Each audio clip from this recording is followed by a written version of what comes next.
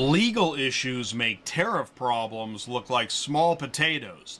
Data, AI, privacy, compliance, insurance, repairs, loans, fraud. Are there 50 ways to sue a dealer? Todd Smith of Core AI and Tom Kline of Better Vantage Point, that's right, the AI and the octopus guy, are here to talk 50 ways to sue the dealer. Welcome to the Neutral Zone, everyone, on ATI Auto Business.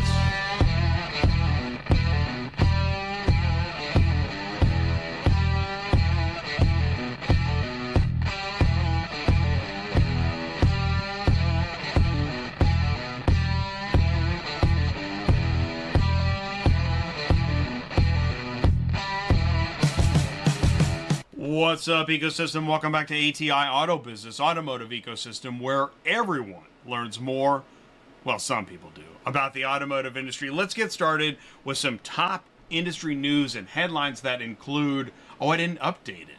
Oh, okay. Well, I tell you what we've got going on. We've got China has called the USA peasants, which is funny because I don't remember Americans worrying about being called a peasant. We're going to go into show 393, 50 ways to sue the dealership. We've got Todd Smith, AI. He's the CEO of Core AI. He's an AI data guy.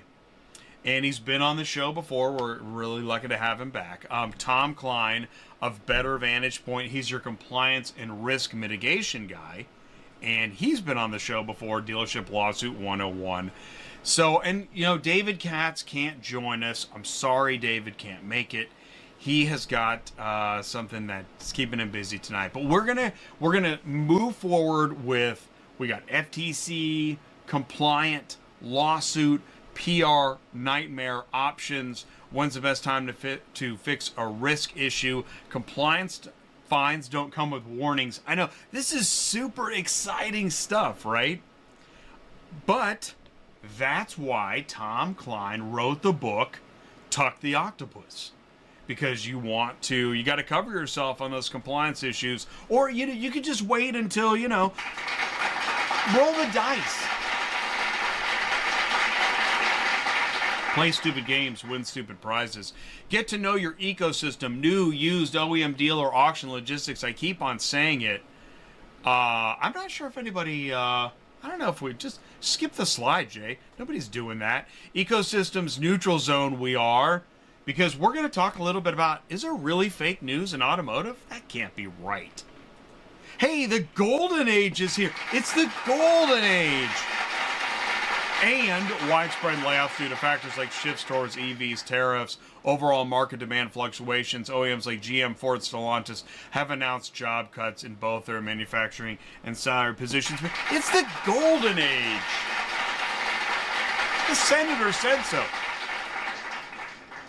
On Tuesday nights, I had the automotive ecosystem. I know it's not for everybody. It can't be. There's no way. Otherwise, everybody would be here. We have the ROI marketing calculator. And I know there are marketing departments do not want to use this calculator. Actually, it might be upper management. I'm not sure. On Thursdays, industry logistics is where we talk about logistics. Did you see this happen? There are fines for truckers that can't speak English. We're going to talk about that Thursday. All right, let's do some news. Ooh, really going crazy. Hey, Mark, it's me and you, buddy. All right, cool. Oh, I don't have the bell. Come on, man. Got to get the bell to Mark. All right. So if you look at the news, tariffs, right? Okay. But peasants. China is called USA peasants. I think that's awesome. Boy, we are in just different time zones. A senior Chinese official warned Tuesday that President Donald Trump's tariffs would backfire and that soon those peasants in the U.S. would wail in front of the 5,000 years of Chinese civilization. Then again, we've only been around for a couple hundred years. Maybe peasants is like a really big, it's awful to be called a peasant. Xi called the U.S. decision to levy a tariff of 145% on all goods from Hong Kong brutally unreasonable and extremely shameless. also known as the president. Whatever. China has countered Washington's latest levies by imposing a tariff of 125% on all U.S. goods, while Trump has maintained 145% taxes on. Why stop at 145? That's weak. That's so Joe Biden. This was a week ago. Now a week ago it was a lack of respect. Now it's peasantry. They are coming for everyone. How China has amped up its factories is threatening to crush U.S. industry with a new tsunami of cheap products. Isn't that great? Can't wait to watch those infomercials coming soon. And you know that Elon stepped down from Doge? But he cut $1 trillion. Oh, come on, man. What do you expect? Wouldn't you step down after $1 trillion? Okay. 2 weeks ago, this was what we had. 25%, 25%, 25%. We weren't even in the hundreds. A week ago, then we got a pause. That's when we went into the hundreds. So everybody else has paused, but it's all, we scooted all the risk pieces into China. Tariffs force, this is where we are now. Tariffs force multiple automakers to pause U.S. shipments. You got Lotus, Jaguar, Land Rover, VW, Audi all confirmed they're pausing shipments over tariffs. Audi's holding all vehicles delivered to U.S. ports after April 2nd. Audi plans to hold all vehicles assembled in Mexico and overseas delivered to U.S. ports. Just keep them at the port. Wow. What's that strategy look like? Each Audi sold in the U.S. is imported from either Mexico or Europe. The brand's U.S. bestseller Q5 midsize crossover built in Mexico, but is not compliant with the U.S. Mexico-Canada agreement, which complicates the situation for the automaker. The new tariff is in addition to other duties. That means non-USA, USMCA compliant vehicles from Canada and Mexico could be hit with a 50% tariff. I don't know how you do all these calculations. Audi's marketing team will issue a tariff toolkit. That's how you... Did you get your tariff toolkit? Did it come with liquor? Early next week to support dealers with short-term messages and strategies to promote current inventory. And a bottle of James. Why would an automaker refuse to pick up its own products from the ports? Because they don't want to pay a tariff until they process the car to the port facility. Now, the fees for holding cars in the ports are high, but, you won't have to pay the tariff. In fact, the tariff impact is like the 2008 financial crisis, COVID, and chip shortage combined. This was said today by major parts supplier Magna. Supplier dispute threatens to halt production of some of GM's most profitable trucks. Pricing dispute between two suppliers is threatening to shut down production of GM at a time of precarious automotive supply chain issues. South Korean tie rod manufacturer Primax has stopped deliveries to Nexteer, a steering column supplier for the Chevy Silverado, Tahoe Suburban, as well as Sierra, Yukon, Escalade. The result, this is just one example. The result is that production of these profit-rich pickups and full-size SUVs could grind to a halt this week. I love that you guys voted for them. That's so cool. At issue is pricing of raw material cost increases. Tariffs are not called out in this lawsuit. 25. Think of that. You're filing a lawsuit? Oh my gosh. Trump floats exceptions for auto parts facing 25% U.S. tariffs. This is great. I can't wait for the punchline. Automakers are reeling from duties on car and light truck imports. Here's what he said. I'm looking at something to help car companies with it. They're switching to parts that were made in Canada, Mexico, and other places, and they need a little bit of time because they're going to make them here.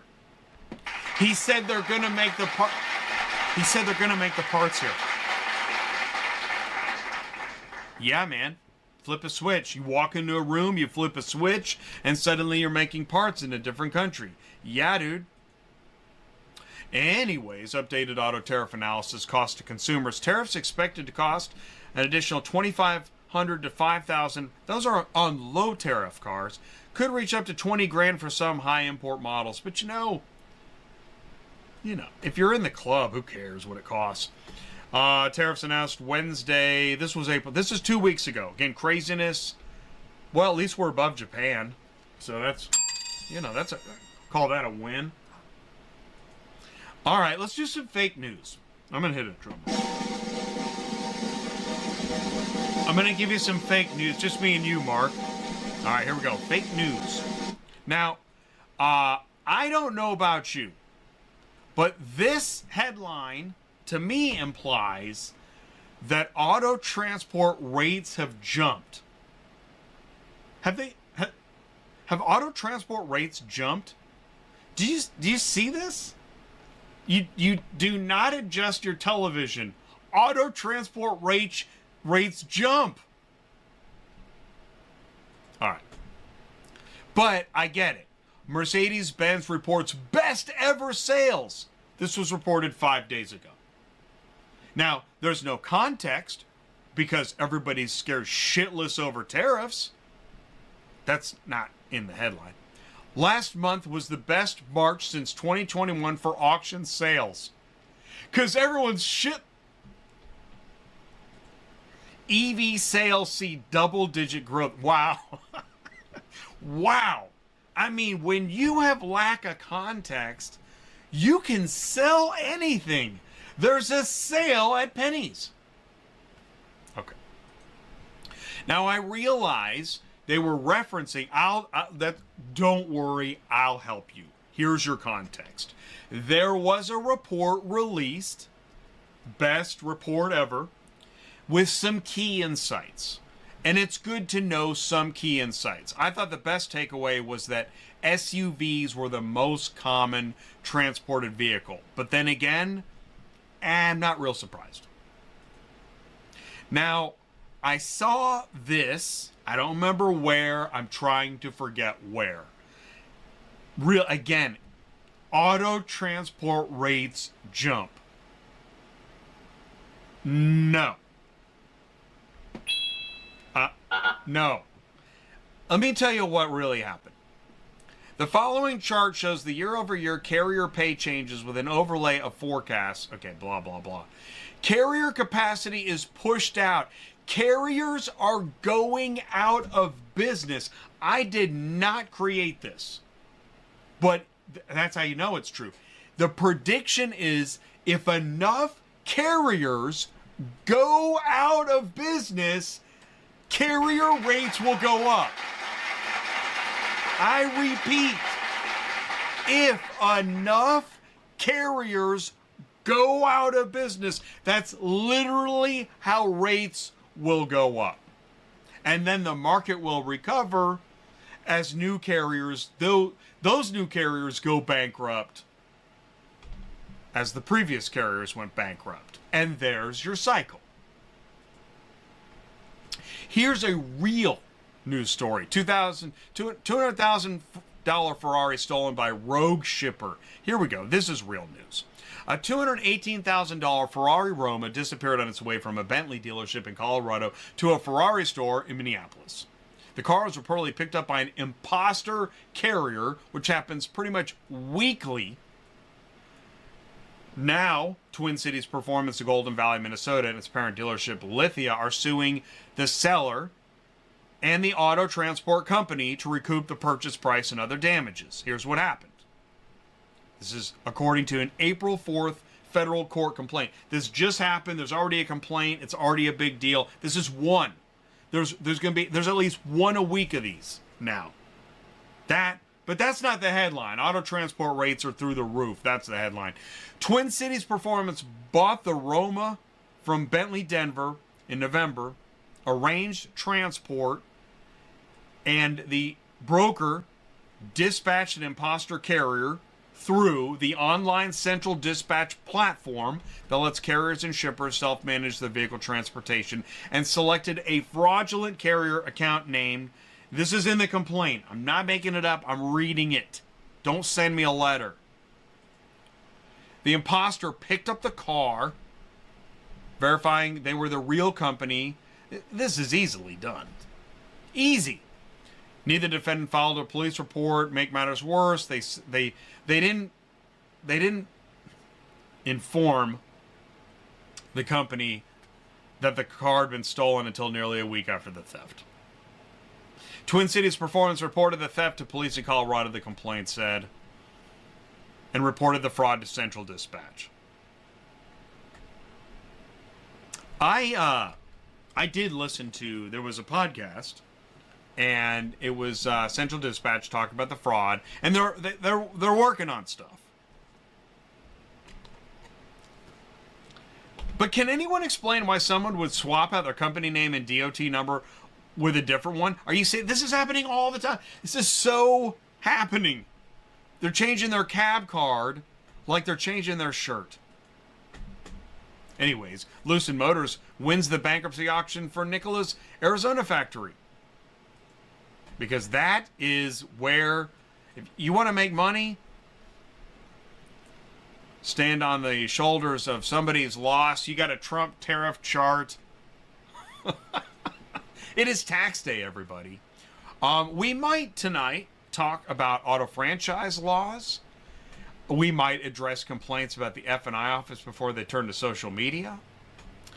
And did you know that a salesperson was intoxicated, untrained on a test drive policy before customer's fatal crash? All coming up tonight. We might even talk about the 1975 Magnuson-Moss Warranty Act to help protect buyers against deceptive warranty practices. There's a 1985 used car rule. According to the FTC, requires car dealers to display a window sticker known as a buyer's guide on used cars they offer for sale.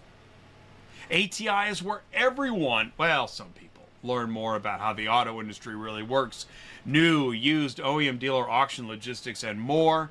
I don't ship cars, I move information. Sometimes. That's why I have a podcast. Boy, oh boy, are there great new podcasts all the time. ATI Auto Business, contact me. You can go through ATIAutobusiness.com. Cue the music.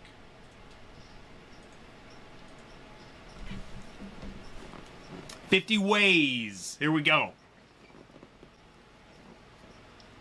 "The problem's inside the dealer's head," she said to me.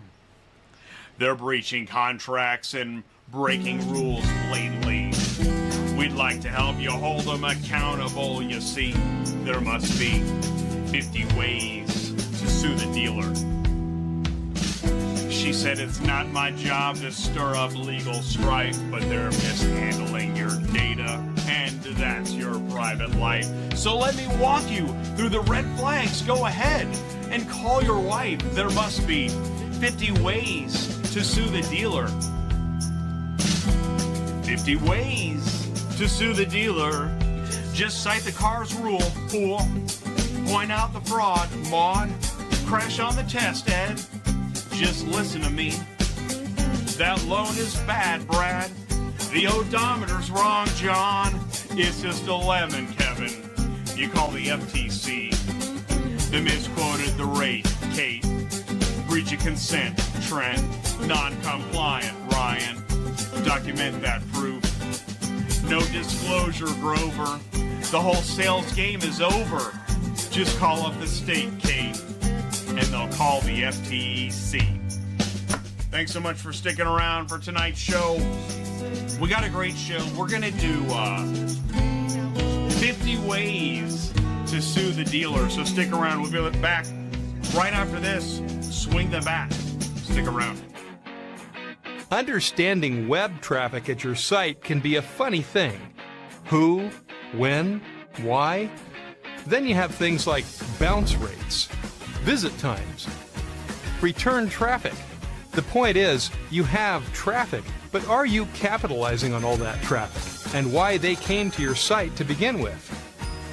You may do moving, vehicle inspections, car auctions, custom car building, car clubbing. Quotify is the first online shipping utility feature that helps you to retain the relevant traffic and capture business which is typically just sent away. It instantly allows your visitors to see multiple shipping companies' rates and live reviews with an option to book the shipment now or email it for later. If you have car shipping relevant traffic, then why not swing the bat and make some money along with some other added benefits? The best part of Quotify is that it's free. Yes, that's right. We actually pay you to offer your visitors something they most likely need anyways. So let's wrap this up. It's a totally free utility feature that will increase your site visit times, lower your bounce rates, increase return rates, and we even pay you to use it. Sounds too good to be true. It's not. Sign up today or call now to speak with a commercial account specialist.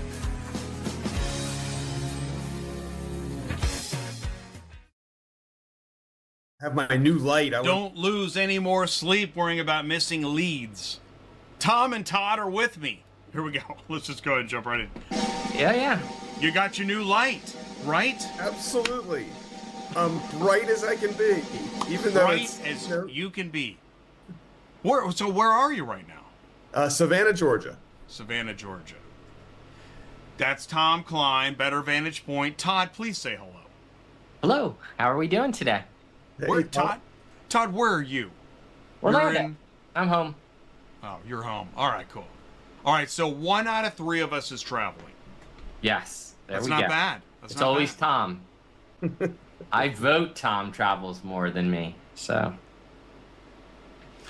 all right. So let's just jump into it. Okay, 50 ways to sue a dealer or 8 sticky topics in auto retail.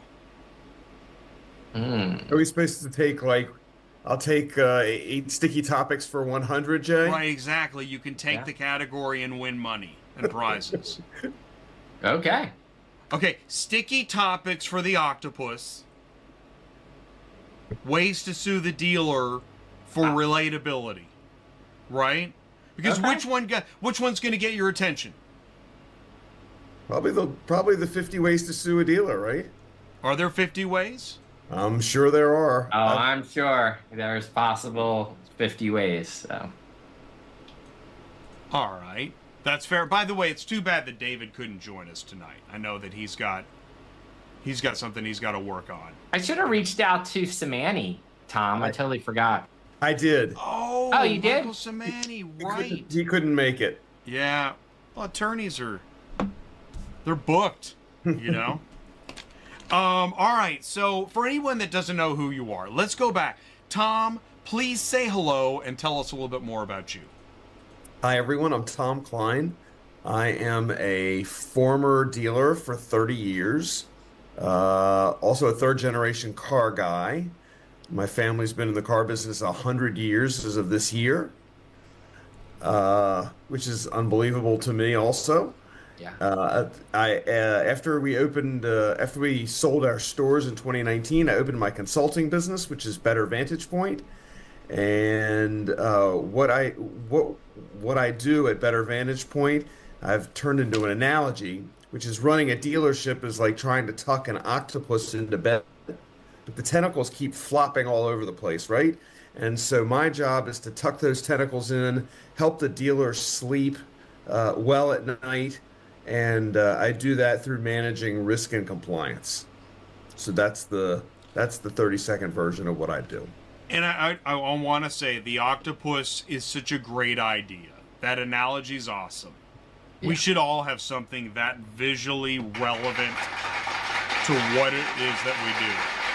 I wish he had his sport coat on with the octopuses on it. And he had multiple versions of the sports coat at NADA. Every time I saw Tom, he had a different, completely octopus-driven sports coat. So I started to get a little jealous. I needed, my little Q all over on my sports coat or something, but... I totally agree with that. We're going to get into, I'm going to ask you about some of your speaking engagement recently, but Todd, please say hello and tell us a little bit more about you. Yeah, my name's Todd Smith. I've been in the business for, 30, almost 5 years. I grew up selling cars, running stores, had a Chevy store in New Jersey, built a couple tech companies, and most recently I'm working on, I would call it my happiest tech adventure, which is Core AI, which is focused on aggregating all the dealers' messy data into a spot that the dealership owns that they can actually leverage AI and additional insights. So, I on AI, I just looked at, is it No. What's the Chat GPT? OpenAI. Is it open? Okay. Mm-hmm. Yeah, but there's one now where you can do visuals. My point is this: it is now difficult to keep up with AI evolutions for the. I mean, as an average person. Yep. And no, you won't at this Right. point. Yeah. So it's probably 3 weeks is kind of the cycling of tech at this point. So I don't see, and I don't see it slowing down. I only am seeing it speed up. Today, Jay, I saw a post on LinkedIn that said you can put a topic in to a particular, I think it's called Gamma. Todd, you may know about Gamma. Yeah, Gamma is a presentation tool. Yeah. It's cool. I actually have it open. I've been playing with it for the legal conferences speaking at next month. So Okay, well, I'll see you there. yes, Wow. so we'll have dinner. And I will have my octopus sport coats. I am sure you will. So Yes. I can't wait. So what- But Jay, Gamma AI, Yeah. you can drop, as I understand it. I haven't played with it. Todd can explain more, but you can type a topic and how many slides you want, and it will do the whole thing. It'll do the whole slideshow for you. Yeah, you basically build a prompt and tell it what it is. You can give it the details for the slides, right? Like, hey, you go to ChatGPT, you could say, create me 10 slide deck, what words we're going to put on it, headlines, whatever it is, and then go to Gamma and say, build it, and it'll build it for you, including imagery and everything else. So it's, look, What? all these things are, I still think, nascent. Like, they're still very early. But gosh, the productivity increase is enormous. So I think, like, for me, I just look at things, what tools can I use to 10x myself this year to be more efficient? Like, one is this one. Have you ever see Limitless? Yes. Okay, so I got a little chain. Boom, I can turn this thing on. It'll record our whole conversation. So it can record everything. So your phone calls, everything else. And then you can put it in and say, how did I do? Did I do good, bad? Just like anything. Like, forget like recording a formal Zoom call. You can just have complete recording on the go and analyze the data. So like, here is a tool to just map efficiency, never forget something, and just operate, you know, at a, what I consider a higher, more efficient level all the time. Wow. Wait, that thing? Yeah. If I turn it on, it'll. How do you turn it on? Yeah, it just has a little thing on the side, man. It'll turn green or that lit. Okay, Hey, so Jay, it's recording now, right? Maybe we should leave it on for the show, and at the end, we Yeah, ask- leave it on. Yeah. So at it's the end, we'll ask yeah. the AI how we did. Yeah, so it's recording now. It's actually what it'll say is the pendant is listening. It's in listen mode right now. And as we're talking, it's going to start grabbing all that data and it'll catch up. So I can just leave this anywhere, have, you know, like, I don't know about you guys, but I have moments in my life where I say something and it's actually a very good thought. And within like 3 minutes, I forgot the thought. And I'm like, I know I talked about it like this and it made a lot of sense. And then I have a hard time getting back to that. So I think tools like this are enabling us to capture all those moments. And I look at it like in automotive, like I still think there's going to be a time very soon where a dealership brain is formed, where all the institutional knowledge is captured, whether it's meetings with vendors, whether it's internal meetings, whether it's employee feedback, all this is going to be captured on these LLMs. Because to me, this, what I consider specialized knowledge, is the final frontier, because about 99% of all consumer knowledge has been consumed via the web on LLMs. But what hasn't been consumed is our personal knowledge, experiences, and businesses. So only about 1% of that stuff has been calculated. So I think there's going to be an exciting time where we're able to take all that institutional knowledge. So, you know, like every time a customer or every time a salesperson goes to the parking lot and leaves, tribal knowledge leaves the building. So what happens if you have everybody's knowledge always available? Now, obviously, Tom will bring up 400 legal problems to deal with that easily, right? Because, you know, the sales manager who yells at somebody or calls them a very derogatory term, that they can be sued. But there's some masking you can do around that as well. So I think there's definitely a future that we can capture a lot of this. So I want to tell you a couple things going through my mind right now. By the way, I want to make sure I got this right. Is this the Gamma? No, it's called Limitless.ai. Okay, but that's the one you're wearing. But yes, Tom said Gamma, right? Oh, Gamma, yeah, Gamma. Yes, it's So Gamma this- AI presentation. That's a sponsor one. They're grabbing their keywords. So go back. There's another one called Gamma.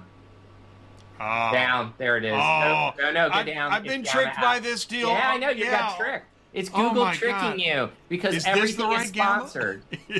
Is this the right Gamma? Yes, so that's Okay. Gamma. So, and this, part of my point here right now, and then the other one is Limitless, which is that's what we're being listened Yeah. to on, right? Yeah. Okay. So, I'm not one to go starting new podcasts, names, and all this, but I want to say this because I just saw right before going live tonight, there's another new podcast that I don't even know why I would tune in. And I'm thinking, man, if you're going to make a new podcast right now, make it about AI. This is ridiculous. Yeah. I don't need more leadership, and I don't need more whatever, family, kumbaya. The AI is out of control. Yeah. Todd's Well- your guy, Jay. I No, know. and listen, it's integrating everything we do, right? And you can't look at AI, it's not a product. You look at it as a species. It's going to infiltrate everything of what we do. Well, it's like you can have it's like you can have Wi-Fi on your refrigerator, because everybody needs Wi-Fi on your refrigerator, or Wi-Fi on your washing machine. Yeah, because I want to check the load of laundry remotely while I'm in, Barbados surfing, and I just got to check to see if my clothes are clean at home. Well, actually, there's talk about AI, Jay, and we're getting way off the topic, but this is a great one. I want everybody to know that there is now an AI integrated refrigerator. My wife told me about this, that has cameras inside the refrigerator that you can say, tell me what I can make from the ingredients inside my refrigerator, and it will figure out what you can make as a result of that. So anybody who has meal plan problems, there you go. There's a refrigerator out there for you. That is crazy. So All right, so I'm glad we got that out of the way. Tom, you were speaking at you were at Business Bourbon and Cigars, I was. Auto Intel Summit. Todd was at Auto Intel. Todd was at I had a conflict. So Bourbon and Cigars, Auto Intel Summit, and then NADA. We were both there. we're both Okay. there. Yeah. What are y'all talking about? What's been going on? Recap us in the last 90 days. All you, Tom? NADA. There was ice. There was snow. There were lots of stories. No weather. Yeah. I know about Snola or whatever. Yeah. Well, but what happened there? I mean, what's a recap that's relevant to now? Is there one? I mean, that was 90 days ago. Yeah, I'm going to say this. 90 days ago, everyone was happy, the industry, margins were coming down, AI is a big topic, and then we have tariff land. And now you have a complete shift in everybody's thinking, because I don't know, Tom, I don't know what you think. I look at it as the 2008 financial crisis impacts COVID with a chip shortage. It's kind of like if that perfect storm existed today, that's what we're living in, because we have higher interest rates, far higher than they've been in a while. That makes a lot of things unaffordable. Now we have the OEMs going, we don't have a lot of inventory, so we're not going to put our incentives out. So you saw the price of vehicles shot over $50,000 this week, average across the board. So unaffordability is only increasing. So you'd say that drives people to used, but obviously you're going to pay a lot more money on used rate. So I think we have a lot of challenges. I think we came out of NADA. Everyone was probably pretty pumped, and we hit like a mega storm. So, which is ironic because of the storm. This is actually one of the things that it seemed like a lot of hype. We didn't know this. We didn't know we were going to be in a tsunami. But we did know. We knew better than to say, oh yeah, February's going to go as planned. We did know that. Didn't we? Yeah, listen, February was a good month in most cases. March turned out amazing. Yeah. Because you got a lot of like all the fear monglers hopped out and like bought cars, pulled ahead. The question is though, were they wrong? Well, you don't know, right? You don't know until history casts the ballot, right? Right now, you would say, okay, I bought cars, and let's say dealers who stocked up on inventory, they look good this month, right? Because inventory prices went through the roof. Consumers got probably a better deal than they're going to get now on some brands. Some brands have fixed rates and fixed programs. So they said, we're going to... pricing too, Todd. Right. We're going to hold the line. So Ford came out as, I'm going to say, the tip of the spear of that. I think it was the best move Ford could have made to preserve market share and goodwill.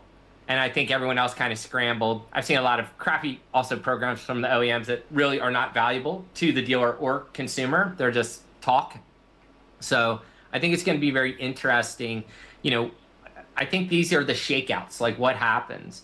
I just saw JD Powers, posted that, they think SARS will be down a lot, at least 1.5 million units year over. But right now it's on pace to do like almost 19 million, which isn't going to happen, right? It's going to fall off a cliff at some period this year, most likely, or it'll taper down. So did we get a little bump of sales?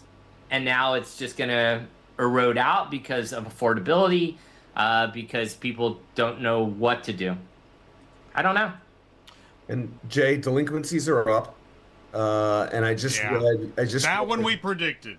Right? Yes. Well, rates are up, right? So things have become totally unaffordable for a lot of people. And, look at groceries, look at everything else we're spending money on. Like, you can't have a $750 car payment with only a few years ago, the average was like $430. Right. Well, $450. They also, I just read a statistic, Todd, that used to be 16% a couple months ago. 84-month loans was 16% of the total, and now 84-month loans just hit roughly 20%. So yeah, that's not good for our industry because you're pulling people out into a long cycle market. That's right. Where they'll be upside down in a car for a long, long time. So now, not only are we dealing with higher rates, we're dealing with negative equity, and I think already dealers have seen some of that coming back in now. That COVID deals, where, dude, they were 15 grand over MSRP on some cars. They just 30 clobbered it. 30 on some Cadillac SUVs, the Escalades. Yeah, and let's not even mention Mercedes, like a G-Wagon. They were like a couple $100 grand. I was like, what? That doesn't make sense. But you look at like people just wanted something and they'll pay for it. But there's a long tail financial cost to that and to the industry. So it'll be interesting. Yeah. Listening to, I was just reminded, didn't we think COVID would be over in like 90, 180 days originally? Wasn't that a thing?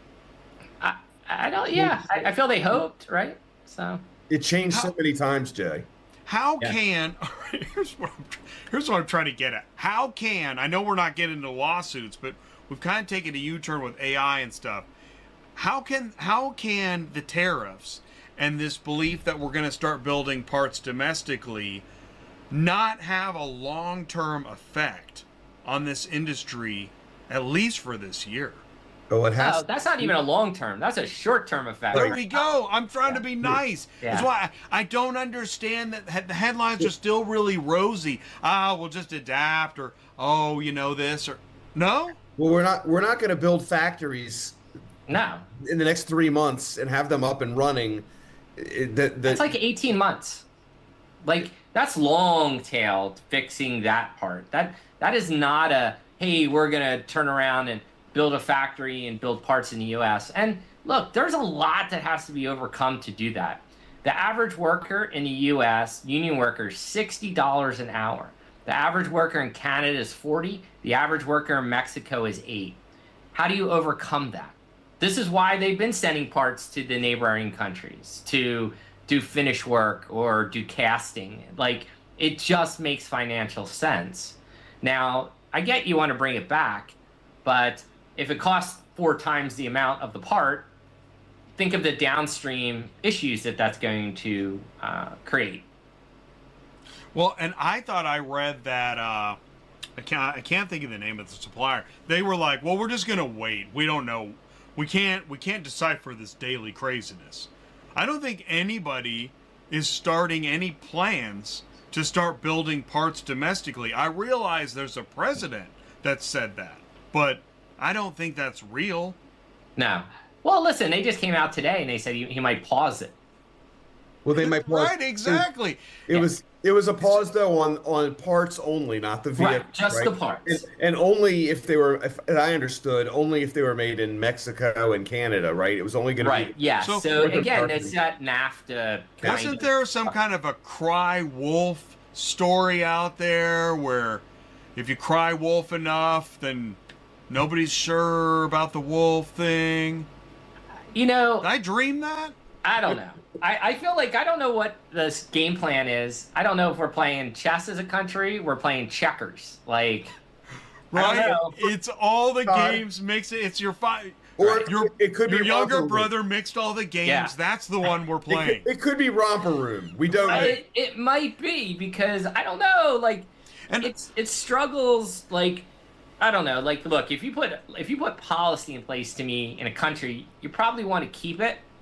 Like, to pull things back right away seems a little weird, but the blowback was crazy, right? Stock market dropped insane, tech sell-off, everything that's happened. You know, obviously American industry's crying like, hey, you can't do this to us. Like, the ramifications are coming. Now, long term, I don't know. Like, do we even want this type of manufacturing in the U.S.? Like, is that the most efficient thing? See, that's Or does it bring the tech back and do more tech manufacturing here? But because, look, a lot of it, think about it, almost all chips are done in Taiwan or overseas. I could see bringing medicine back. We had a problem getting drugs during COVID. We had to beg other countries and borrow and, to get vaccine here because we don't make a lot here anymore. So there are some things that probably as a country, it supports that we should have internal structure to always keep us safe, always keep us protected. Like, we're never gonna, send our arms creation to China, right? Or we're never gonna manufacture our weapons like overseas. Most likely, this will stay domestic. So there are things that probably make sense to be here. do we domestically? Do we do our weapons domestic? The key stuff, yeah. Is that why the Pentagon costs so much? That's No. why hammers cost $300. Yeah. Right, exactly. See, I think it's nobody- I think it's his retirement plan. I mean, Yeah. nobody forced companies, automakers, to use the global economy to save money to build their stuff. Oh, yes, they did. Yes, you Did are they? forced. Listen, you have to realize the idea that a country can live on its own today is long, long gone. The idea of isolationism is dead. We live in a completely global and interconnected society. If COVID didn't teach us that, nothing else will. So whether it's manufacturing, whether it's farming, all these things are globalized operations today. They're all interconnected. We can't, we can't just be self-sufficient operationally anymore. It just doesn't work because we live in a global economy. Ask Jay, Ray Dalio. That's not even my words. Wait a minute, Jay. Do you have the phone number for the White House? I think Todd needs to make a phone. I actually do. I call all the time. I feel so. Are we in another Stanford experiment here? Is that what this is? No. You know what it is? More like Stockholm syndrome, right? Yeah, I think it's scare. I think it was scare the world, and go to the table to negotiate. And listen, out of all the countries, he has 90 of them that he needs to negotiate with, right? Like, should we be paying a 10% tariff to drop crap into England? No. That should be fair trade. So there are things that make sense, right? Okay. Yes. There are things. I'm back. Right. Yes. I actually. Okay. Kevin O'Leary has been talking about a global reset of negotiation. That's what this is. By the way, thanks for tuning in. What we've done is we're having a real conversation about the national global economy, and we've couched it as this show about dealer lawsuits. That way, the nationalists aren't on our tail. Probably, yes. Okay. Having said that, I do believe in, like, shaking the poker table, right? Upsetting the money table, right? In or outside the church. I'm with you. Is this the way to do it? I guess. It doesn't matter. He chose to do it, so it's done. And if there's a guy to do it, I guess he's the guy. Well, listen, he did write the book in the 80s, The Art of Deal. Now, I don't know if he really wrote it. And two, again, is this like, look, we live in different worlds, right? So we live in a 4-year world. China lives in like a 30-year world, meaning their cycle, it's 30 years. So they're playing Go. Maybe we're playing chess with the world. Maybe, as I said, maybe we're checkers, or maybe we're, as Tom said, maybe we're just playing whack-a-mole. Don't really have a plan. Can I shoot you straight? Do you guys think that, are we on the right? Is this a good idea? Maybe. Maybe. He's played the same card over and over, right? I mean, if he's a strategic guy, then he said, okay, we're going to raise your tariffs. Okay, we're going to raise them again. Okay, we're going to raise them again. Okay, we're going to pull back on this. Oh, yeah, Apple gave me a lot of money, so I'm going to make an exclusion for, cell phones and computers. And I saw that consumer electronics are not... Well, he had to. Right. He can't bring that here. And it's just a cost. I saw that research, which was crazy. Like, to build an iPhone stateside will be over like $3,000, $2,800. So if I was a news reporter, wouldn't... Oh, that's right. I can't say anything because I'm not in the inner circle. Yeah. That's right. I just think there's... You're not allowed in the press room, Jay. Yeah. Well, listen, the first thing is... It's not the only place. Look, none of this stuff gets out until it already happens because no one wants to be transparent for what things actually cost and profitability. Like, nobody wants to give up trade secrets. So I think until you see these types of policies go into place, then the reality starts to set in, like what can be done and what can't be done. Is that what you think is happening? Is he's coming to a reality, for example, on the computers and the cell phones and the auto parts? Is that what you think, Todd? I think it's that the stark reality of like, well, what looks good, like right up front, as you dig in some layers, you're like, holy crap, we'll crater America for the next, couple years. And is that the right course to be more isolated, bring stuff back that we can't really bring back? How big are costs going to go? People will revolt. People are already upset.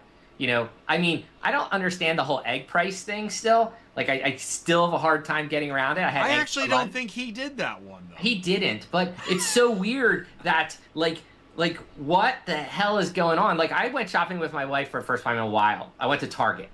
And I was like, wow, it's like going to like outer space to me because I hate going to stuff like this. And I looked at a thing of toilet paper, right? At like 8 rolls, like, Charmin something. It was like $20.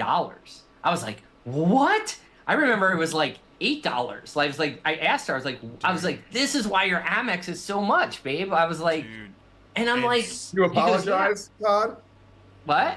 gosh. Did you apologize to your wife after you said, Kinda. Yeah. I was this like, is why your Amex is so big? yeah, I was like, because I'm always like, babe, what is up? How are you spending like this much money? She's like, dude, groceries, Todd. I was like, what? No, this can't be real. So I went and saw it firsthand.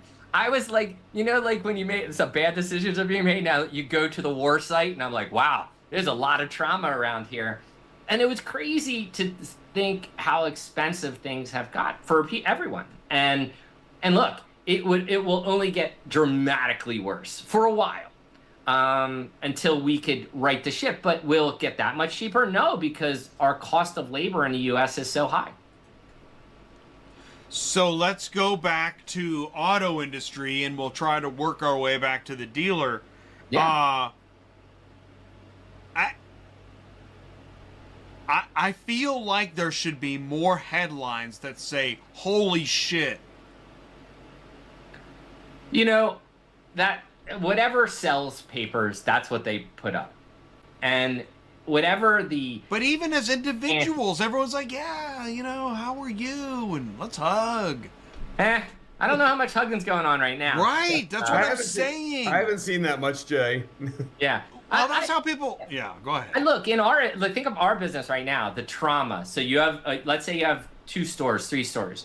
Now you have OEM, incentives are going to dry up, rebates are dried up, and Inventory's drying up. Yeah, inventory's on a slower road. Like, what's going to get, I think some of the OEMs will shutter some lines, right, and start limiting production, especially the ones that are going to get whacked. Right. VWs, Audis, like those hardware points, they're not prepared for this. Yeah. Well, but BMW makes some cars here, so they can skirt. Some of them are gonna they're gonna skirt around to keep some type of marketplace like penetration. But if from an OEM, think about it. Like Hyundai's pretty good prepared here in the U.S., and some of the others, this might be an opportunity to gain market share. Well, there you've got Todd. You've got others like Mitsubishi that just said we're going to stop sending cars. Period. Yeah. Right. Audi. Audi cars are sitting at ports. Yeah, Right. they're not going to put them in because they don't want to pay the tariff. So Or they don't want to pay the tariff yet, or maybe they're waiting for the president to change the tariff, and then they could rush a whole bunch through that day. It's like the stock market. They're just waiting for the tariff to go as low as they think it could go. Let's call it like tariff arbitrage, right? Or tariff triage. Either one. I think. Well, think about the cost. If I bring in 500 cars or 1,000 cars at a 25% tariff versus a 20%. Sure. And think of the average price of an Audi. You're talking Maybe so much money, and that's their money, just ripped out. Maybe the social lesson is, because in COVID we got like a science lesson. Now we're going to get like a global economic lesson. Oh, yeah. Is that what, right? This is textbook. That's a good way of looking at it, Jay. Yeah, So this is a global textbook. We'll refer to this. We've never read this chapter, though. We don't have Tariffs it. of 2025 and what it did globally. Now wait a minute. Now, to be fair, we all saw Ferris Bueller, and we all know about the Smoot-Hawley and the fact that it didn't work in the Depression, and that's what we're doing now. So we all learned from Ferris Bueller that it didn't work 100 years ago, and why are we doing it now? I'm really glad you mentioned this, because nobody reads history books or goes to history class. I know. See, that's the thing. Again, that's what's weird. As individuals, we have some of the pieces. Listen, but when we look out the window, it seems empty. History's a good guide. It's not what will actually happen, but it is valuable lessons into what could, or pieces of could, or it gives you context. Like, hey, this was going on in this time in history. Now, things are different, right? We're far more global than we were back then. And, there are lots of differences. But, the underlying thing is tariffs are... the best way tariffs were explained to me was, okay, you're a country and you're in a boat, and you get in a country and another country hops in the boat and you shoot a hole in the boat, and the other country gets mad and shoots a hole in the boat. Tariffs do nothing for any of us. Like, we're both going to sink the boat. Like, we're going down together. So us and China fighting this like 100% tariff, 134, we're just screwing each other up. Now, they have such a long 30-year time frame, they don't necessarily care, and they control a ton of the manufacturing. So and political 8%. Sorry. 8%. That is all that comes to the U.S. That is all the GDP of the U.S. for China is 8%. So remember, 92% of their crap goes somewhere else in the world. So do they really care about the 8%? No. So China's going to win this trade war. I mean, they could. I don't know if they will. And this is the whole thing, because the globe still runs on the dollar, not the yuan. Like, there's still underlying things that will determine, what happens. But the dollar's going down. It has gone down 10%, I believe, in Canada as an example. And we've given up a lot of political goodwill. Which, well, listen, we took Canada, our brother, and we just stabbed them. Oh my God, I can't believe what we did to Canada. Well, we stabbed Canada. And right. you're Bam! like, Canada defended us. Canada has joined us on every global confrontation since World War II. They've been by our side. They've locked hand in hand with us. They've been a great neighbor to the north. And we're like, boom. And look, was it smart? Probably not. But again, it is Trump trying to get balance in this North American piece. And again, I'm not an economist, but it seems weird. Even Greenland is lifting their kilts at us. Well, the interesting thing, we want Greenland because of minerals. And I know. We invaded Iraq for the oil. I get it, but and the Arctic and the Arctic, access. But it's the minerals too. But I also saw do it diplomatically, right? I mean, do we need to own it? Greenland's also producing a lot of hats that says MAGA, Make America Go Away. Yeah, I saw that. That is so funny. Where was that hat 5 years ago? Yeah. One could argue, I'm going to go to camera, one could say, of the two people watching, one of them might be offended by what we're talking about, but I feel like, it's almost like you can't say this out loud. We are in nationalism. It's the 1940s here in America. Jay, you can't go against the tide. It doesn't matter whether you voted for him or you did not vote for him.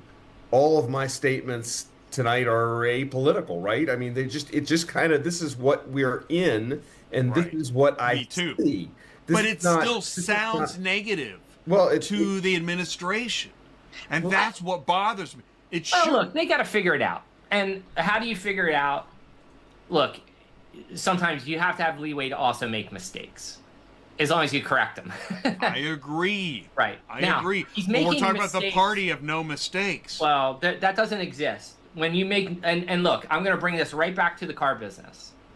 So when you sit in a car dealership and then you're like, I don't want to train my people because they leave, and I don't want to do anything, and I'm going to live in status quo, and I'm going to keep using the formulas, and you don't do that, what happens?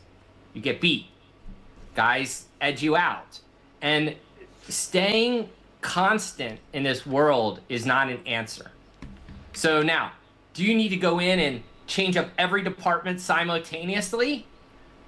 Probably not a great idea, but this is a strategy he took, that he wants to fight the entire planet, fight all the domestic, and kind of rechanging how our government functions, because maybe our government is a little too big.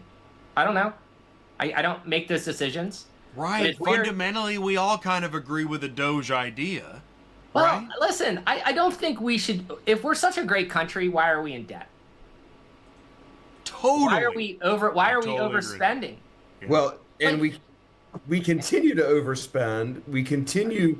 Social Security is supposed to be broke by 2033, right? I read today that Social Security in like 2033 will be 120% of gross domestic product. So, All right. the things are just their numbers are just astounding. So we need checks and balances. Obviously, you can send bills to the Fed and they'll just send you checks. Nobody checked. There are things that have gone on in a bureaucracy with so much money and wealth that we need checks and balances. So do I believe that we should have them? Yes. And does anyone really want to take on that job? No, except some crazy other entrepreneur who built a car company when no one's done it in 100 years, privatized space, and did some other cool stuff. And it's like, well, if he's willing to put that effort in to help do that, I'm okay with that. I don't think he is going to like try to screw the individual person. Like, there's no benefit for him. He's just helping himself, though. I mean, Sure. Starlink and getting $1 billion of contract. I mean, But would he have got him already? He already had NASA contracts. He already has them. And look, he has built amazing businesses, and they work sort of. They've been up and down. I mean, I don't think I'd want to own a Tesla right now. My poor Alan Cooper, Okay. he's getting egged in California. Okay, I want to say this. Tesla. The amount of violence against Tesla. That's wrong to me. Okay, exactly. It proves That I don't. this. It proves to me the bigger social problem that I think more people are crazy than we want to admit, because that's crazy. Why are you randomly vandalizing a car because you don't like the guy that made the like what? That makes no sense. That's nuts. I'm not Listen, gonna go vandalize a Tesla. we're a crazy country. Come We do crazy things. I know, so- but it's a lot of people. It's just Well, listen, everyone says there's a lot of people, Crazy. but I know nobody who's Right. egged a Tesla. well, it's not okay? a million, all right. But if it's 1,000, it's just But a is lot it? of people. It's enough people to be caught on news. You know, I mean, it's But crazy. we also live in a world where everything is filmed. Everything is now seen. Whether it's a big thing or it's a Boy, isn't little that thing. the truth? Yeah. It is everything is exposed all the time. And Okay. people eat on that. And there's 20 people with their cell phones recording it, which is another proof of social psychosis. What are you doing? and that's because they're made in China because they're too expensive to be made here in the U.S. Because they want to be the next YouTube star, Instagram personality, because they're recording some guy getting arrested on a flight or whatever. Okay, but think about this. Which one of us 10 years ago, so let's go back, 2015, would believe you could make $1 million a month being a social influencer? Right? No. Which one of us would believe that? I still hardly believe it, but you're right, I would have never believed that. Okay, so what we're also seeing is complete transition of how we even operate and monetize the world. And obviously sensational news has worked since I remember it was like the first, it wasn't like a hostage. What was the first thing that was recorded on live TV and viewership like skyrocketed? It was the Munich. It was the Munich. Right, Munich. 72, right? The That's Munich. That's right. Let me. So It was so the here- highest rated. That was with Peter Jennings was the reporter. It was the highest rated TV viewership ever. So fast forward, and then it became reality TV, and then it's like globalization. Like we can see, like I tell my son, I walk with him all the time with the dog. I said, look, we're in a time where we could talk to someone in China right now. I could talk to someone in England. I could talk to someone. I could get people from my company all over the world together on a single call. That to me is mind blowing. So we are absolutely interconnected, where we could be on a video call. I could be watching their house. They're watching mine. Like we have this capability now that's it's transformational to me. And it just, No, it wait. changes how we think. Jay, we're on Dude. a Zoom call. Right. Well, think Which- about what. Zoom. Right, none of us are in the Okay. same locale. So let's pause now. What's going to be going on in 10 years? That's impossible to conceive, and it will be inconceivable. Well, Yeah.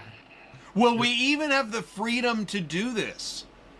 I am not kidding. I'm watching the news, and some of the things now being said in the news. Yeah, I'm hooked on the news because I'm hooked on media, but I can't believe some of the things I'm seeing. I'm like, what? No way. well, you mean the guy in Maryland, right? Who's being held in El Salvador? Yeah, right. He can't come back. Well, Trump. They don't want him back. Trump has said, "Well, I can't bring him back," and the El Salvador president yesterday said, "Well, I can't bring him back because then I'm Right. supporting a terrorist." I mean, and so in the I didn't know he was from Department- Maryland. Yeah, the Justice Just like, Department. from Maryland? Yeah, Jesus and the Justice Christ. Department is saying, okay, we told the president that we want to know what efforts he's making because they ordered him back, and are we going to have a constitutional crisis over that? Because so far, the judicial, the presidential branch of the government has said, sorry, you can't do anything. And the guy was sitting in his living room yesterday. Holy crap. Right? I mean, so we don't know about So- freedom of speech and whether we have what all So- that looks like. But So I'm gonna go back to the automotive industry for a second here. 10 years from now, we have more Waymo. Way more. Yeah, we Hey, do. How about this? Way more Waymo. Way more. What? No way. He did Way that. more Waymo, What's guys. going on? We're gonna put a pin in way more Waymo. That's in. It's funny you said, because that actually, I was asked to make a prediction. And I did. I made a prediction video in December, and my prediction was Robotaxi Right. will increase. Absolutely. It was the only thing I knew for sure. Absolutely. I think, and I'll go give you a scary thinking of that. So if you agree that Waymo and Robotaxi are going to increase dramatically, then is it preposterous to think car sales drop to low because it's only wealthy people that can afford them now? Well, wait a minute. I think it changes, Todd. Yes. Let me just piggyback on that. I think what happens is, and you saw this start when BMW tried to charge a subscription for a heated seat, Yeah, and yeah, I remember. right? And so what the manufacturers are trying to do is they're trying to get everything on the car to be a subscription, which is additional profit compression for the dealer and more profit for the manufacturer. So it takes it takes money out of the dealer's pocket. I think you will continue to see that as a trend, whether it's subscriptions to the car parts or pieces or whatever. I think that's something certainly. And with EVs, way less parts, way less maintenance, and you can automate it that it just shows up in the middle of the night and gets repaired at some facility, and it's back in your driveway in the morning. So we're also going to enter a time where, do we need this many cars on the road? And Right. if we don't need this many cars on the road, then roads last longer. And when roads last longer, then we have less traffic. And like, if you start to compound the things that could potentially grow out of a more on-demand moving around, because think about it, there was a time rich people had horses, poor people rented horses. My wife and I watched Bonanza together. So That's awesome. If you don't have a lot of money, you get down I to didn't you get down to even the know that. livery, you get down to the stable and say, I need a horse for the day. It's $2, and I Right, take and that's the what horse. a livery is, a place with horses. Yeah, but then it became a place with cars. It's still the same thing. They Right. still call it the same thing. That's So, right. but the thought is Delivery. just called livery. So you go into livery, you get your horse, you go do something, and then you come back. And like, why? Look, a car is the second most expensive purchase we make. Yet it sits. So this is crazy. So what do we have? 168 hours in the week, right? I think, is that correct? Like, or Right. This was the idea behind What, Right. ride But sharing the real your car reality is stuff? we Yeah. drive a car. We drive a car less than like 20. But Turo So- doesn't exist anymore, does it? Yeah, Turo still exists. Yeah, Oh, it Toro still does? exists. Yeah. Oh, how they doing? I don't know how they kept up on that one. I don't hear a lot about it. I know that every Turo owner I've run into has no insurance. They think they do because they think it's covered under their. I think that's on the website. It says that. No, okay. But no, listen, but back to your idea. But you're not wrong. And Turo's not wrong. This idea has a reality. Maybe it was too early. Yeah. So look, COVID killed it, right? COVID slowed it down. Yeah. So, and listen, getting to autonomous level 4 is also an insanely difficult thing. They've had multiple like event horizons that were bad.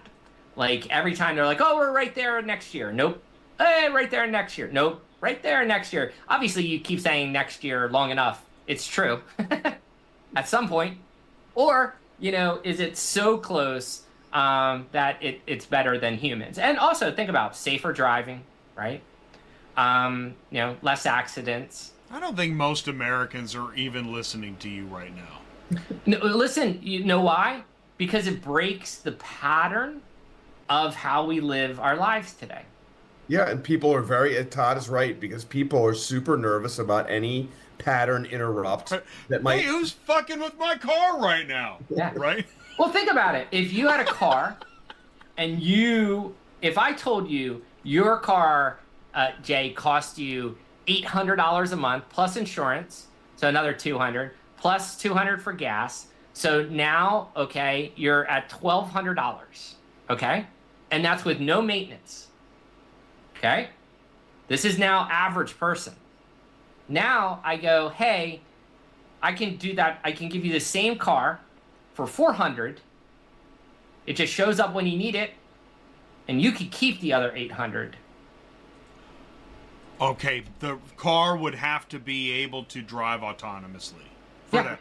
Because I was going to say, the logistics are not going to work. No, the car Because drives. I'm not going to trade keys, and you can't. No. Me and It does. you It's and it's gates an and autonomous thing. germs and You weirdos. You subscribe to an autonomous. No, Jay, you have to driving. give everybody the keys. That'll be your job. Right? Exactly. Oh, You're the people key will man. love that. Yeah, man, you're like on Ghostbusters. You're the That's key. right. Oh, great. So, You're but I mean, you're look, literally that, the key man. Oh, yeah, no. that's no. one thing I can Cancel that bad idea. One thing can definitely see in 10 years. Two is now obviously AI is going to advance enough that inside robots. So, all right, now listen, I'm with you. So we have to, but we are going to have to socially change so much before we get to this ride sharing. Because right now, ride sharing is like conjuring Joe Biden.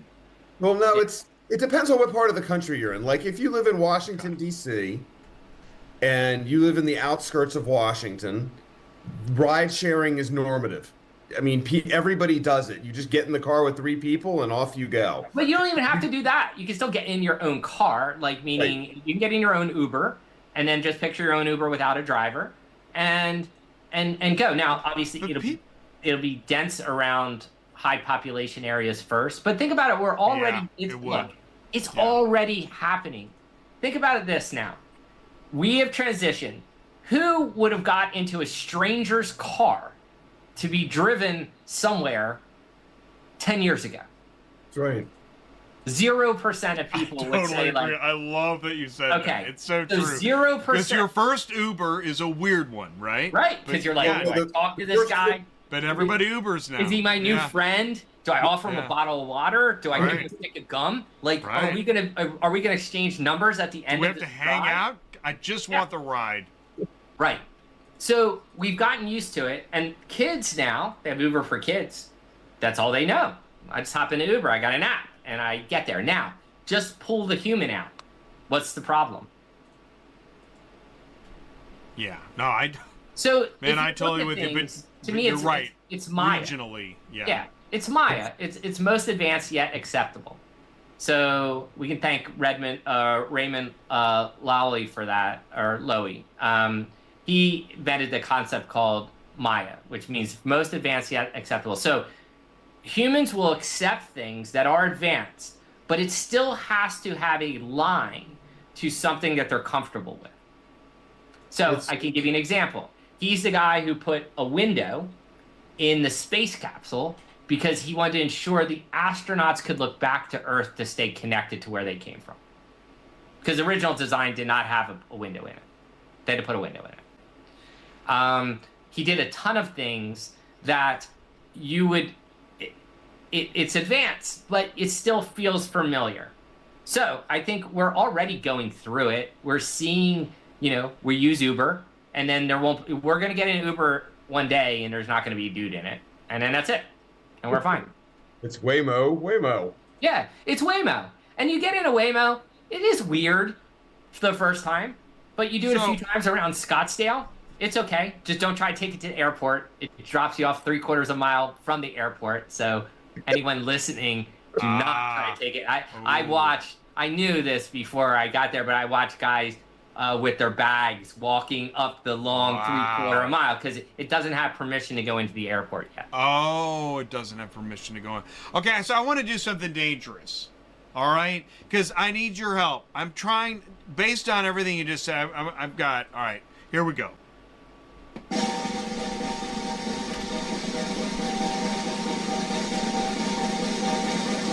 That's not that dangerous.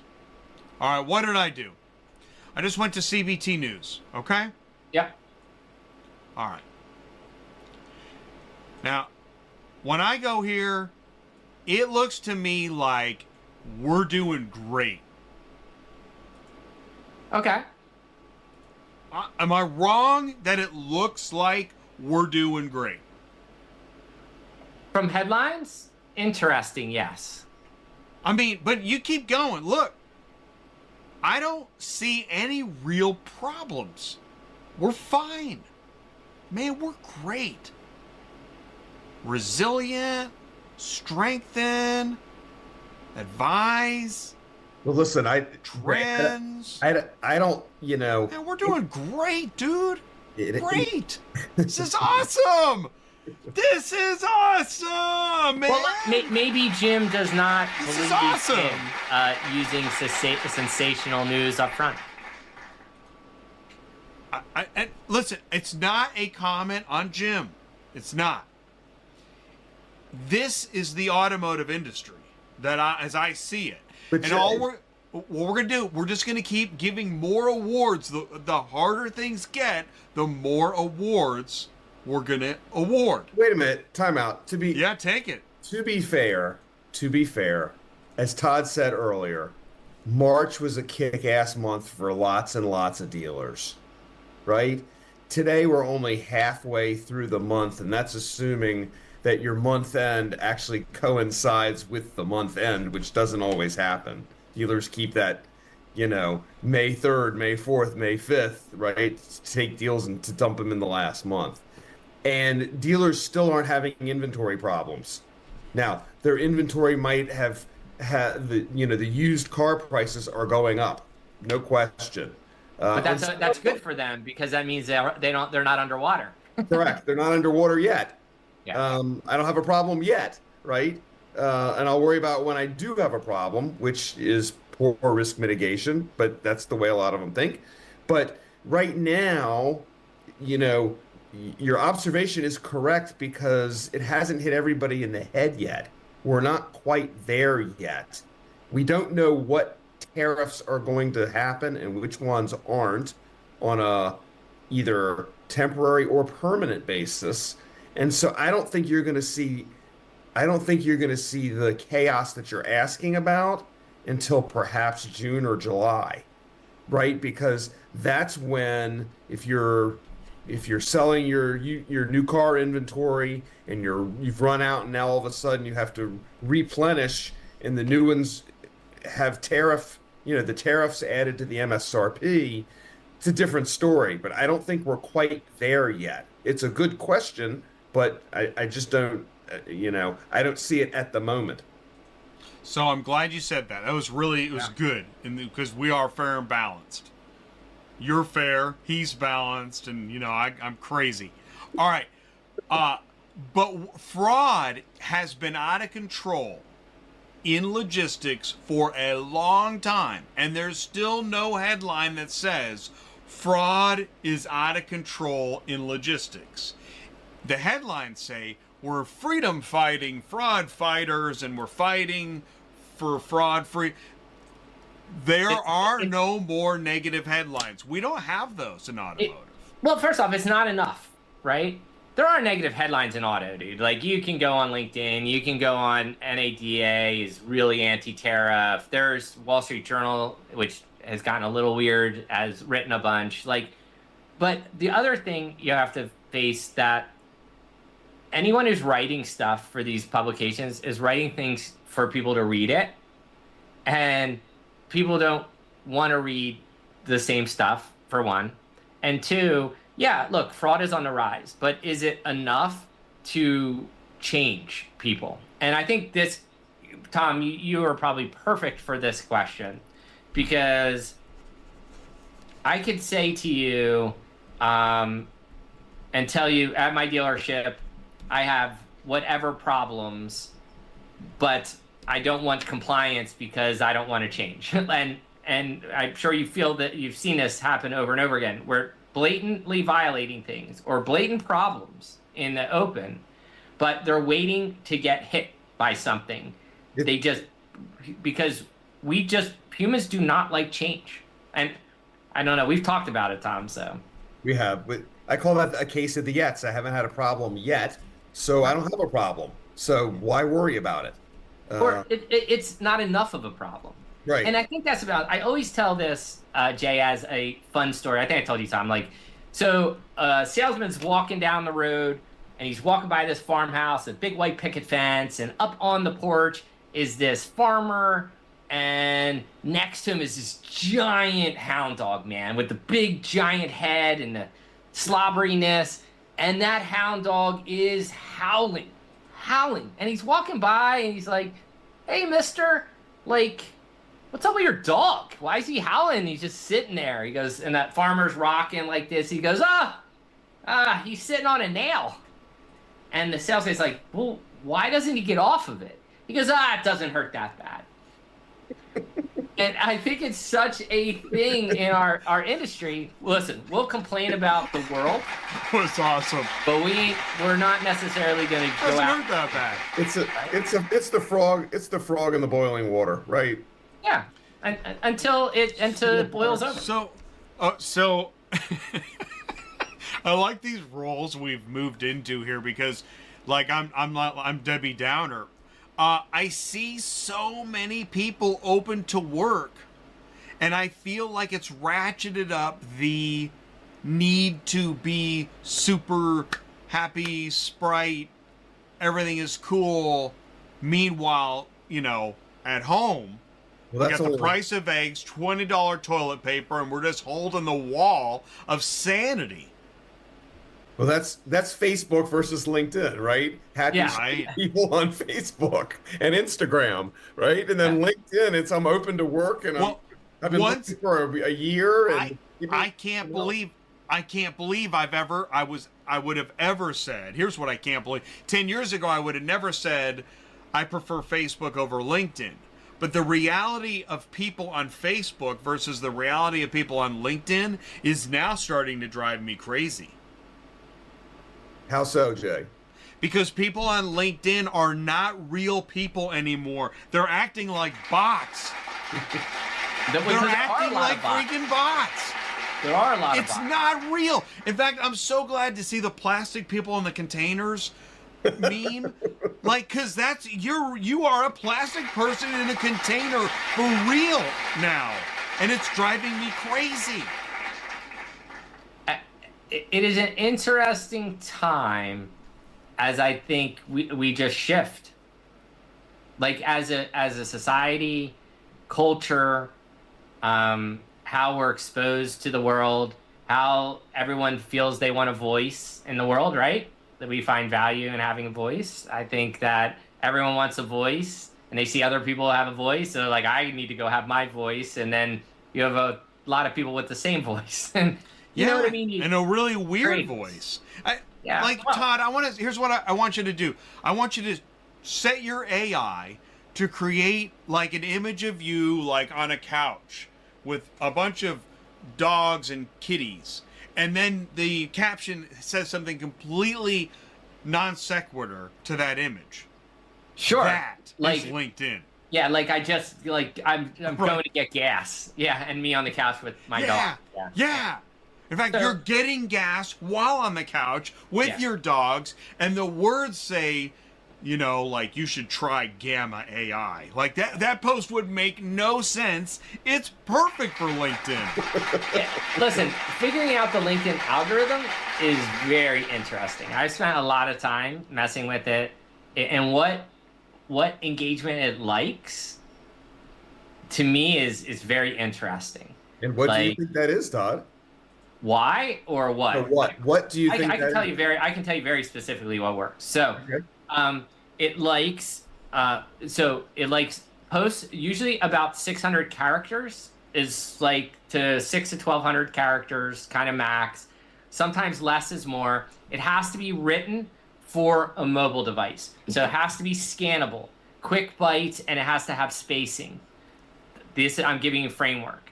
2, it needs a very strong hook, and the hook could be hooks are like either as a founder I learned this week, or I lost $7 million last year, and then people want to read that. So think of hooks that are absolutely polarizing.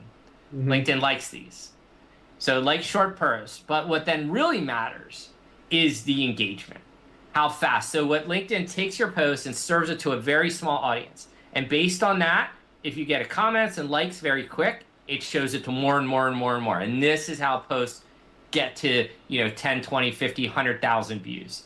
And it is a very systematic thing. And, in auto, we don't have like a giant audience, because if I write something like founder and it hits like the B2B space, those posts go crazy. If I write about something very dealership specific, they're good, but auto people are mostly, they don't engage in content. I'll have 1 million people DM me or catch me, email me, or do something else. They'll be like, I read your thing. But they'll never comment. They'll never even like it. And they'll just, read it or scroll past. And They're I want to make a confession. I've literally stopped liking everything. Yeah. And I don't think I'm alone. I I don't think think you're it's a alone thing. either. And Yeah. isn't that fascinating though? Like you definitely don't say that. But why is that? What's the psychology behind that? Because it's ubiquitous now. I mean, liking something. I mean, let's start with a question, Jay. How many social media posts do you see every day? Take a guess. 100, 300, 500? I don't know. I don't even know how to guess. Well, I mean, just take a guess. I mean, how many outlets start this Well, way? Todd's the one with Limitless. Let's ask his AI. No, I don't know. Let's say it's 150. yeah. So after you're not going to click like on 10% because you probably don't like 10% of the posts, right? No. So now what do I think? Who's got a name in their head of somebody that likes everything? And the question then is, what are they doing? Right. They either built a bot to comment and like things, so you can build a bot to do that. Though LinkedIn is pretty critical of those things. I don't think the people I'm thinking of. I've seen them. There's one. There's Can a you bot. get more business out of liking things? Man, Yeah. that sounds like a LinkedIn post. Absolutely not. So honestly, it's brutal. Ouch. It's all in the comments. Comments are everything. So Right. LinkedIn is. Can I get driven more by- business out of commenting on LinkedIn posts? It's not the comments. Dang it. What it is people read through the post and then the comments, and then that. So you have to be engaging there. And once you post, here's the other little secret tidbit: you need to go comment on 3, 5, 8 other people's posts that are similar industry-wise, because LinkedIn likes you more if you're showing, hey, you're writing, content and you're engaging with other people's content. It shows you're contributing to their algorithm. I'm telling you, they're training us to what they're trying to do. Yeah. And that's ultimately Which is what? What do they want us to do? Well, they want to sell, if you have a business, they want to sell LinkedIn marketing. Because the business pages do not produce at all. So that's, oh my gosh. Only this is a individual giant game to pages. get us to buy their marketing? Yes, it's absolutely. We're living in a giant infomercial? Yes, pretty much. So what does the tariff trade war want us to do? Well, that doesn't want us to do anything. So at No, this, they want you to spend money. Just Yeah. go spend all your money to help, stimulate the economy, Jay. yeah, What does Doge want me to do? not work for the government. Good answer, Todd. I like that. It's true. What okay, let's say you're open to work and where are we headed? I know we're now in Philosophyville. That's okay. We are going to have more jobs in the world continuously. We are? Absolutely. And I'll preempt this. I have a post that will get posted on Saturday. I'll read you. In 1900, 38% of Americans worked in agriculture. In 2025, fewer than 2%. Okay? But let me give you some more stats. So in 1900, we had about 39 million jobs, right? In 2025, we have about 170 million jobs. Okay. But in time, it only goes up. Like 1900 was at, and I had the exact stats, and I think I must have come out of here. You can also say the cost of living goes up because it will continue to, right? Yeah, but that's a different piece of this. The concept is AI going to kill jobs, right? And the object is it's not. That's what everybody wants to know. It's going to displace jobs into new jobs. Just Which like are? Look, a lot have yet to be decided. Obviously, we're going to be building more robots. There's going to be robot maintenance. There's going to be more electric vehicle maintenance. There's going to just be more things. And that's the thing we have to start thinking in, not a constraint view of the world. We have to look at just the reality. And look, this has played out multiple times. We went from an agricultural society to a manufacturing industrial society to a technological society. And now we're about to transition into an AI society that will be interwoven into everything we do. So we'll keep making more jobs, right? Because we have people that'll be there, but we'll have to rework things. So one thing Trump said when he was elected in 2016 that I always was like, it annoyed me, because I was like, why did he say that? Because he was down somewhere in some small town, and this old lady who's a textile worker, he's like, I'm going to get your job back. And to me, that was an absolute lie. Because textile manufacturing is not coming back. That person needs to be rejobbed into something else. And I think the bigger thing that we have to look at as a society is, most likely we're not going, like, okay, Tom, me, I think we're pretty close to the same age. Jay, I'm not sure how old you are, but our parents... Nobody knows. Right. I wouldn't guess. So our parents, it was always adamant, you're going to go to school, you're going to get a job, and you're going to have it for like 40 years. 40. And most people never change jobs. Now, in our generation, Tom and mine, a lot of times maybe we have 2 or 3. This is accelerating because the only competitive advantage we're going to have is our ability to outlearn our other fellow workers, because jobs are going to continue to evolve, and our ability to adapt to new jobs is going to be the value. Not to be like, I'm going to be a robot repairman forever. And you'd be like, well, someone's going to automate that out. Right. Oh, wow. The 40-year cubicle worker job thing. All that is dead. Yeah, that is. It's I never agreed with that, by the way. But we could get to a point, think fast forward through time, we can get to a point where our skill sets could last months, a year, and then it's gone. Oh, and shit. now we have And then you got to retrain? Well, or you'll something? continue to adapt and learn. Because look at, like, right now, I've spent the last year, I don't know about you guys, like, how do you prompt better?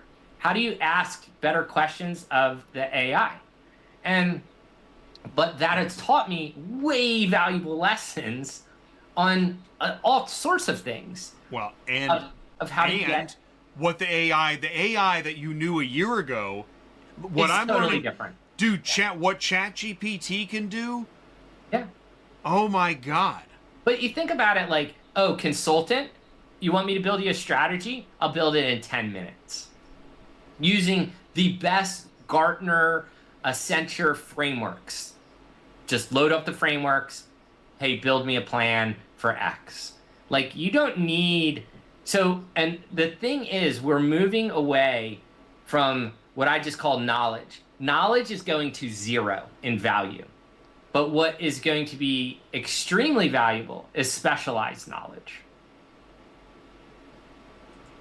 So, and that's where the AI is still not great at piecing all the things together. Like right now, we still have that edge. That edge will eventually leave us, and we will get beat by AI at every turn. I mean, AI is already probably smarter than almost everybody. And I think by ChatGPT 5 or 6, so within the next 12 to 18 months, it'll be, because 4 or 5 is about Einstein. It's, I think, IQ level 155. Einstein was 160. So think about it. Every version that you see in ChatGPT is 10x better.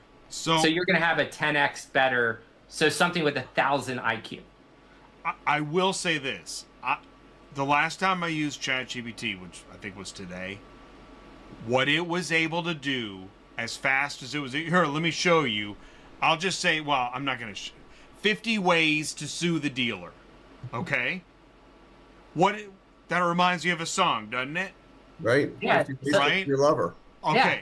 Right? And so I asked ChatGPT to write me a parody of 50 Ways, and I creative checked it with the best creative instruments I have. And it was good. I was like, wait a minute, that's no way. Like, Weird Al doesn't have a job anymore. Weird Al is now open to work because of ChatGPT. Look, there's crazy. going to be massive changes. Yeah. In the end, look, it's our ability to adapt. That Charles Darwin was right. The creatures that survive, the species that survive, are the most adaptable to the environment. That he's never been more right than the world we live in today. With the website I brought up and the headlines I brought up and the LinkedIn I've portrayed, I don't see... Yeah, I saw a dealer was like, I had the best March I ever had. You got to adapt. Listen, man, you had a great March because everybody's freaking out. Don't take credit. I don't see this industry adapting as much as hanging on to old ideas and just applying them to current weeks. Oh, well, I think we're in for something crazy. That's what I think. Let me help you with that one, because that's an easy one. Yeah. Actually, that's an easy one. You ready? Dealers have tech stacks that are from 20 to 45 different vendors, which means 20 to 45 different pieces of tech and 20 to 45 different control panels. And if they would just listen to Todd, they could throw all that stuff in the garbage can, because core AI, right, Todd? Yeah. So that is, look, we're definitely heading to a world and AI needs data. Data is the driver. And it's just going to accelerate everything we do. And like, here's a case in point. Here, can I share my screen? I'll show you this. I think so. Yeah. I mean, whoops, I shared mine and watch. Yes. So this is a post I have that'll be going out, but let me see if I can. I don't know if I can't make it much bigger, but so this is Dolly, years ago? right? Okay. This is like visual ChatGPT. This is 1 year from version 1 to version 6. Oh my God. What? Now, I want you to consider this. I showed this to my son. My son is an artist, right? I was like, could you improve that much in a year? He said, Dad, that's probably 25 years of being able to draw and understand like composure and shadows and thing. And you can't even zoom in, dude. You can see all the hairs into the shadow when you like on these images. I will tell you, we are not prepared for the speed of change that is happening at all. Not even close. So, what's interesting, and I think this is interesting about both of you guys you have these specialties, but you roam out of your arena often enough to where you have you guys are both pretty creative for being so business minded. Listen, Tom is far more creative. By far. I think Todd's deflecting. No. Todd, you're very creative. Todd's a smart dude. I know. I'm smart, but I'm not creative. Like, I feel Tom is like, Todd, your catchphrase at breakfast, he's like, I don't, no one even understands this stuff. I was like, you're probably right. So Tom is like, what about if we change your catchphrase to this? I was like, okay, that's probably better than I could come up with. So, but neither of you are predictable with your posts and how you approach your business creativity. I see a lot of predictable people and companies. Listen, you have to have fun. I think for me, I think Tom and I, the one thing I think we absolutely share in common, I think we are both continuous learners. 100%. And I don't think we would ever say I'm an expert in anything. I'd say I just keep learning and adapting to the environment I'm in. And this goes to Tom being an octopus who you can't get his little tentacles because he could go in anything, right? Like, look, both Tom and I could sit in any seat in a dealership. We could desk deals. We could run stores. We could do that stuff. Now we're on the other side and, trying to help. And there's challenges in doing that. It's like dealers are resistant to change, but all humans are resistant to change. It's not just car dealers. Humans in general are very resistant to change because our neocortex, our new part of our brain, that's all the logic and coolness. But our limbic system, that's what's keeping us alive. That's what's making 90% of our decisions still, is the ancient brain. That's like, hey, don't move because you don't know when you're going to eat next. And, don't do something that in your brain could cause death. And remember, our brains are locked into, wow, change could equal death. So change is not a thing that we readily just jump in and do. And so I think we navigate that. And I think it's hard, but I think our goal is to keep educating dealers to just be better and think a little different. You don't have to go all in on AI. Don't forget AI. Organize your data. Get your compliance in order. Do the fundamental things, and just do the right things. And the other thing, I don't know, Tom, if you add color to it, but the people who get promoted in dealerships were the best salesperson. They necessarily were not the best manager. Right. And you get a lot of leaders who have to learn to be managers and learn what's important to be a manager. And I think a lot of stores don't have that. Well, I think it goes without saying that if you're a great salesman, it doesn't mean you're going to be even a decent manager, because it's a different skill set. And you have to take the ego it's actually kind of the exact opposite, right? As a salesman, you're the best, you're the one who's going to close the deals, you're the one who's going to make all the money, right? As a manager, it's the other way around. As a manager, you have to pour yourself into the other salesmen to make them feel like they're the best and that they can go close all the sales to make you the money. And so it's almost exactly opposite. If they're not getting any training, and we all know that training in a dealership is the first thing that gets cut.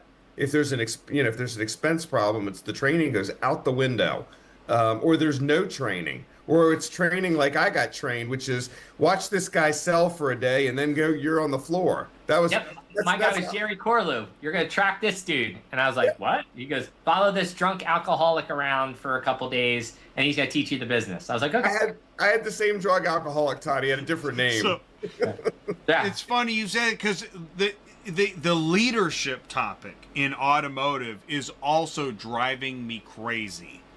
I don't know how many people I can name pushing leadership, and some of them, man, I wouldn't follow them into JCPenney. All right? You're not leading me anywhere. Why are you pushing leadership? Are we that devoid of like our own logic? Well, some of them are just totally obtuse. Crazy. Some of them have overblown senses of self-importance. Some of them are leaders. It depends on who you're talking about, and we're not naming names tonight. No, I don't name names, but I am losing it with the things I'm seeing in automotive. It's making me crazy. Well, we don't Am want I you to alone? get crazy. I think you need a little bit of a social media fast there, Jay. You need to Actually, take a week off or something. you know what? That's a great idea. That is a great idea. A social media fast. Yeah.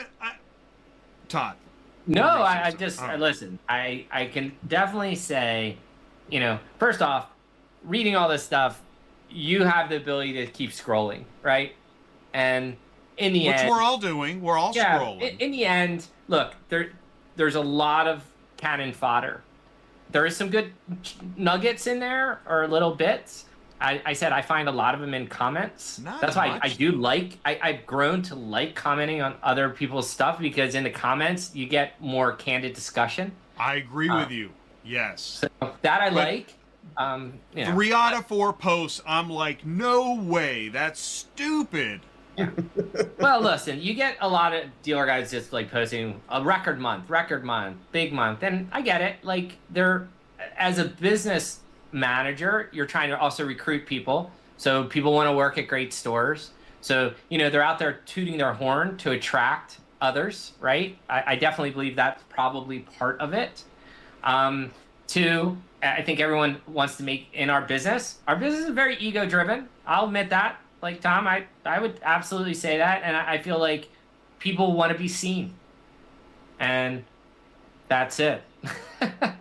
So it's not like people like. It is an ego-driven business. Well, I mean, it's Automotive also, is- to yeah. be fair, one of my favorite comments from bringing it back to Business Bourbon, which is now called Me Plus Ultra, Jay. One of the No way, really? yeah, it's Oh, I didn't know that. yep. And Why not? But wait, bourbon? You can't drink bourbon? no, you can still drink bourbon if you want. Oh, okay. A gentleman who I met, his name is Ron Balone, super smart guy, been around. He said, and this really stuck with me, that no matter what your business is now, every business is a media company. Good point. Yeah. Now, I it's interesting because I have actually pivoted to where I've now said to more than one company, listen, I get it. ATI, we're all doing in-house media. Let me help you with your in-house media. Let me help you not fail at media. Because I think that's now what I've seen a lot more of. Is it started with I'm gonna do a podcast, and maybe I'll get to episode 5. We do need, we have in-house marketing, in-house management, in-house everything. We need in-house media, but you can't just get up one day and go, well, I'm now in-house media. I mean, Right. you can. No one's going to stop you, but that's not how it works. Todd, Well, you know this. I'm You can't gonna just wake say, up and say, yeah, go ahead. AI is With going to AI. help do it. Yeah. Okay, so good. I'm glad, because this is where it comes into, I don't think, because I've tried, I can't consume AI media and actually like it. Not yet. Now maybe I'll get tricked into it at some point, but I still like people. Like if I'm, you know what I'm saying? I hear If you. The day that a robot comic has me going, that'll be an interesting day. Because I still like people comics. Sure. Does that make sense? But we're going to blend a time that the AI is indistinguishable from humans. Okay, and I'm going to go out on a weird ledge. We're going to get there with then the relationships too, right? Where, see? Yeah. Did I find the edge? Because what I'm saying is I still like people. I may be too old to get into the humanoid people, and that applies to my media as well. I still like media made by people, but I'm not saying I can't like media made by AI. I just haven't. It hasn't happened yet. Right, and listen, I haven't had my like first. everything. Listen, I'm going to say in the Wild West, if you were the guy who made the best horseshoes, and everyone came to you for horseshoes, and then someone started to make automatic horseshoes, and you're like, no, I don't like the automatic ones. I like such a good example. I like the ones I make. They're better. Yeah. And at some point, I'll never get to that snow cone machine. I'm with you. Okay, so let's do it this way. Let's say the AI is great.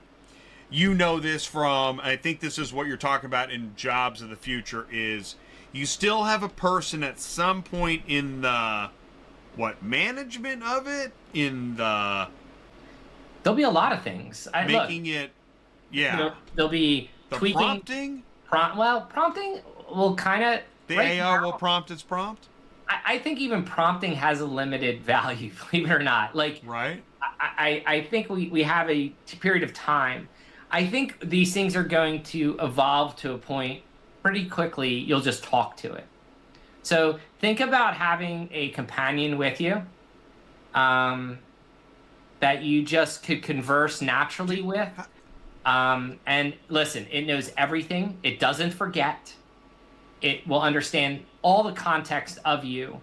And you could say, hey, I really want to focus on this. And it could be everything you need it to be. It could be a therapist for you. It could be a motivator for you.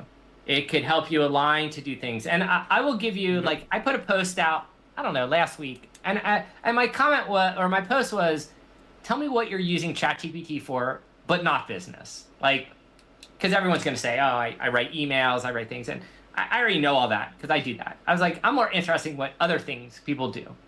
So I saw comments, and I read them all because I was fascinated. A guy took a picture of his fish tank and said, how many fish can I put in this tank, right?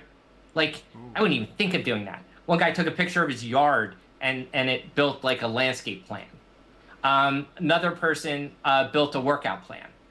And other people did food and nutrition and said, hey, I have all these ingredients. What can I make?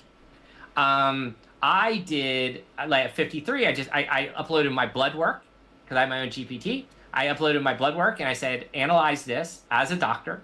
And then I said, yeah. give me a supplement, like vitamin, mineral of what I need over the next 3 months till I get my next blood panel. I said, give it to me now. And it did it. And I sent it to my doctor. He goes, there's things on here I probably wouldn't even have thought of recommending to you. You just reminded me, there's an ad that's being run where, God, they're asking professionals in some, I can't remember what it is. They're asking professionals what they think, and they're all like, yeah, wow, that's impressive. Here's what I want to say. Okay, here's an idea, Todd.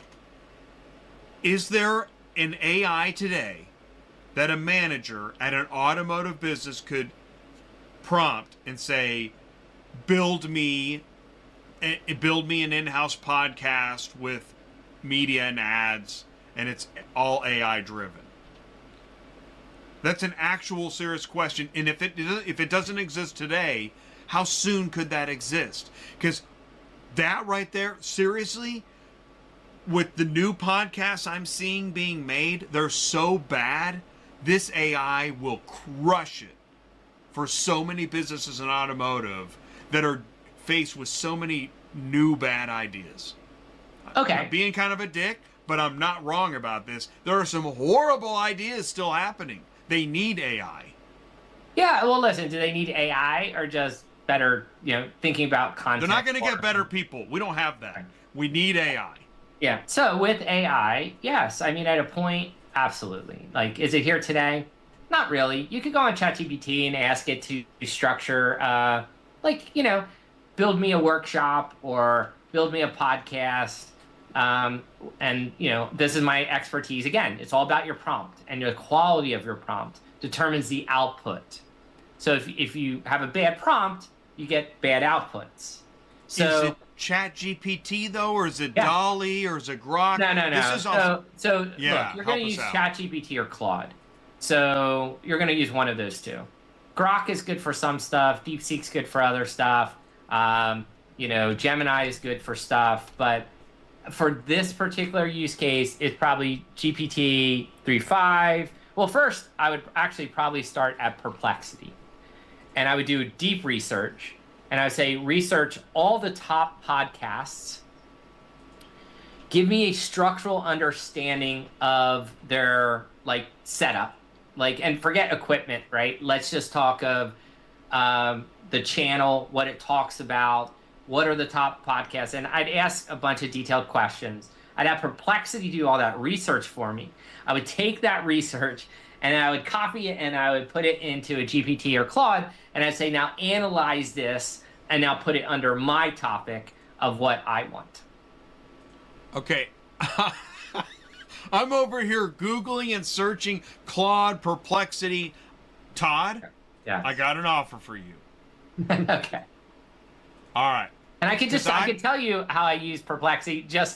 My son, sure, 15 years old, and freshman in high school, he had to do he's doing a paper on the Holocaust, and he had to have first-party insight from a woman and a child who'd survived.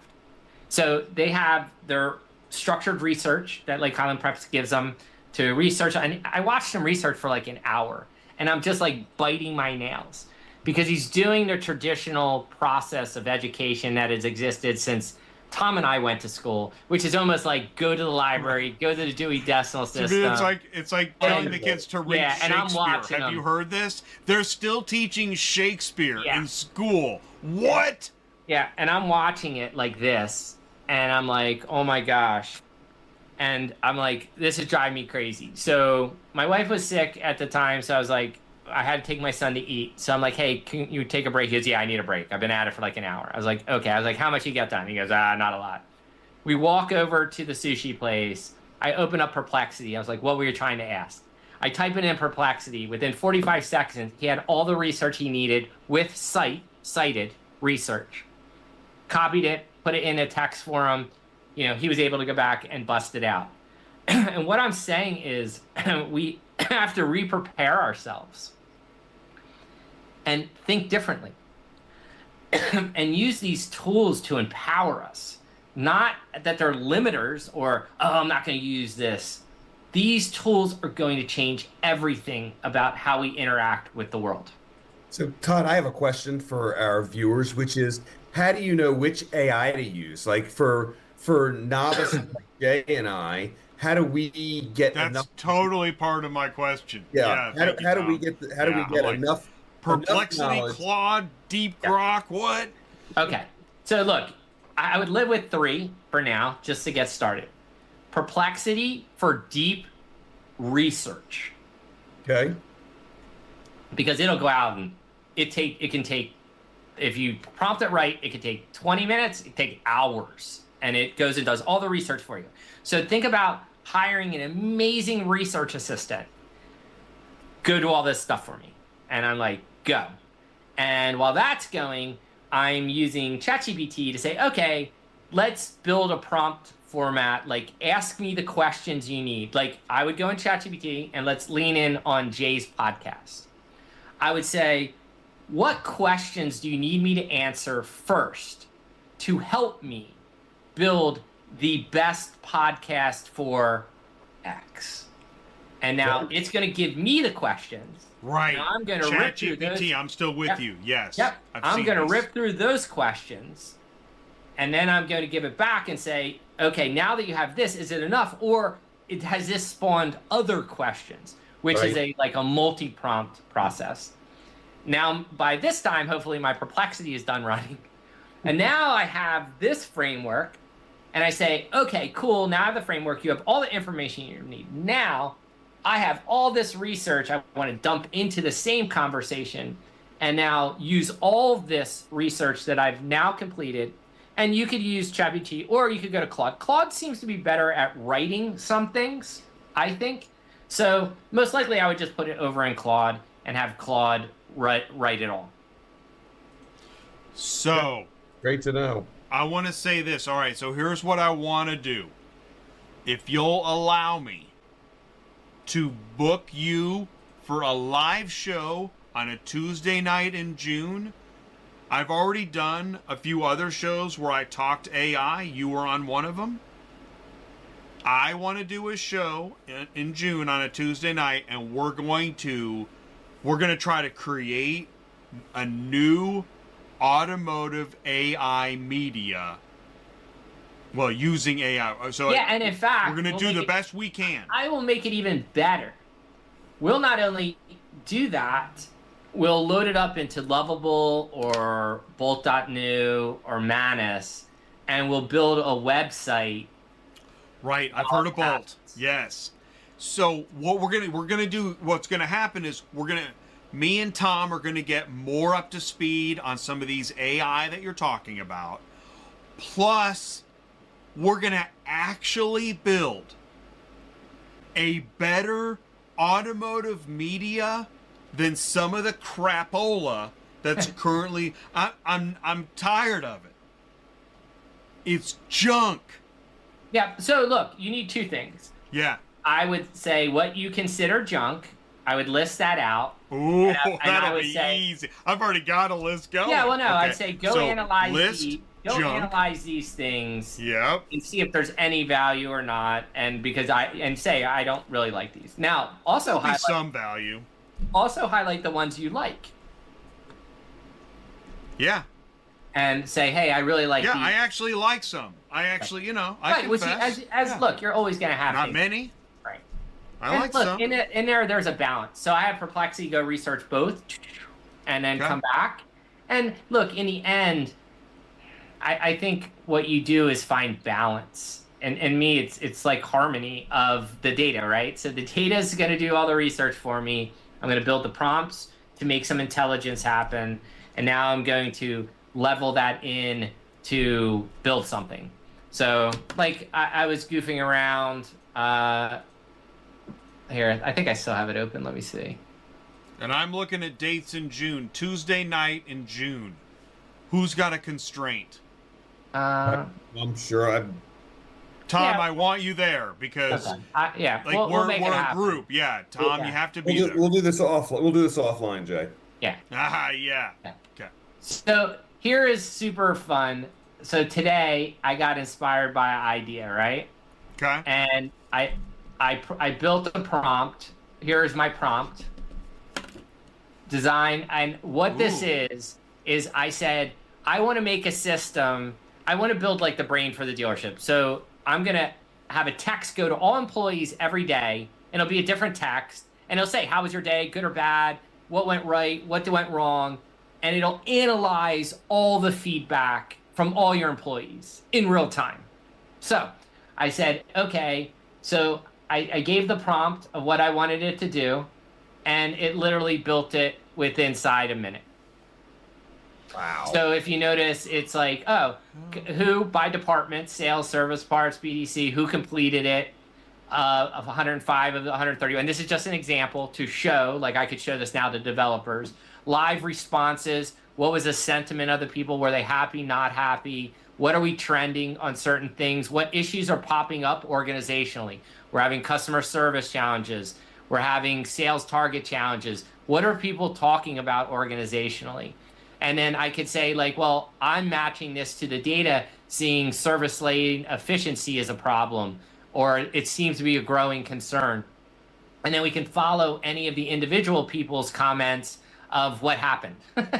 So I said, like, this is a reminder, and I built a reminder that if they don't reply to the text, it sends them a nudge to say, hey, I haven't heard from you today what's up. So Wow. Now, here's what I'm wondering. Do the people that you're, right, is your data, do they have to manually give it, or is there AI within the data gathering?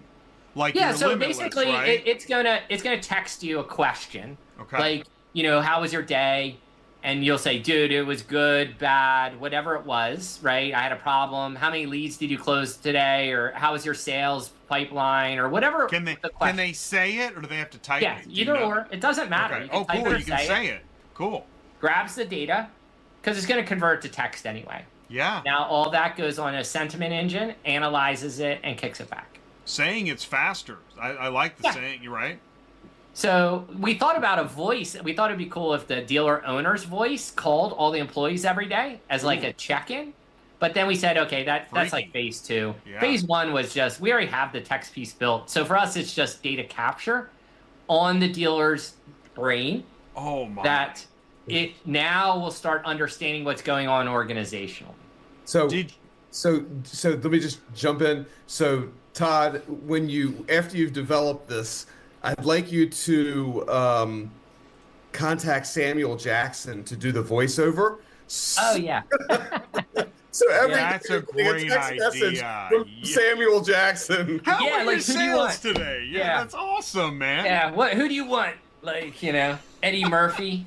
Like, take your pick. Oh my God, that's Yes. a great idea. Yeah. You just made me think of that crazy AI. The guy was changing his face. Oh yeah. Whoa! The guy who's changing. I was almost gonna share that tonight. Is that like That was insane. You haven't seen this? thing? You want? Yeah, oh, it's real. Yeah. out of Okay, China. let me see it. Let me go ahead and this is crazy. I did a little screen capture because I'm gonna do this. I'm gonna share this on my Thursday show. I'm turning off the audio because I don't want YouTube will demonetize me. Okay, what? Right? So we just went from this chick to that dude. No problem. Yeah. Yeah, Welcome to AI. Look. What's And the- now, and what's right? the Leonardo DiCaprio. But what's the real? Which is real? I know. What's he really? Now he's Tesla. And now I'm getting mad. I'm burning cars. Oh, I'm okay now. Now I don't know who he is now.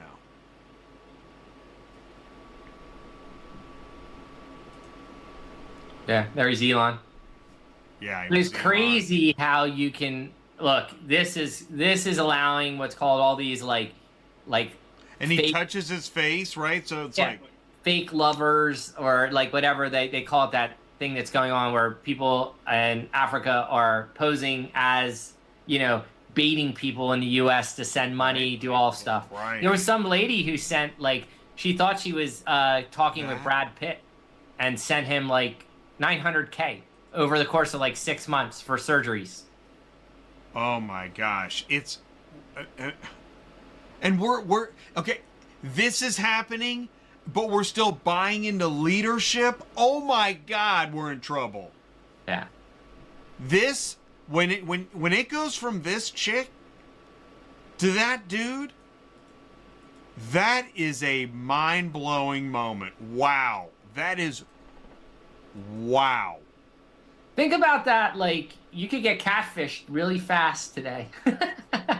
Hey Jay, just remember that next time you're in a bar buying people drinks, okay? Right? Jay's going to be like this, touching their face. Exactly. And that still won't matter. Yeah. It's all bots. Yeah. It is getting a little scary out there. So, Well, I'm assuming there are many ways to sue a dealer. I'm proud that actually this show, we have our own bot front for this conversation, because this conversation is not approved. It's NFSW. So, all right, gentlemen, in June, yep. Let's connect up. We're good. That's fine. Let's connect offline. Okay, I'll send you guys an email Before we Tuesday go- night. Yes. Before we go, Yes. Todd, I'd like your voice recorder AI Oh yeah. to summarize tonight's show in how many minutes, Jay? 2 minutes? 3 minutes? Let's do 30 seconds. Summarize my conversation in how about this? In 20 words. What's amazing to me is I've seen some incredible summaries on ChatGPT. Okay, Todd, here's your summary. You discuss AI's impact on the auto industry, global economics, social media, and the future of jobs. Ding, ding, ding, ding. Yeah, that's it. Amazing. Hold on, let me see this. What percentage did Jay talk? Oh no. I don't even know if it'll do this. I'm I curious. hate this. 27%. How often was Jay right? 99. Discussing on Nah, it didn't give it to me. Oh, okay. I always am curious of the. You know what I mean? Like once you have that data. Okay, what is Jay's biggest problem with tonight's conversation? Let's find out.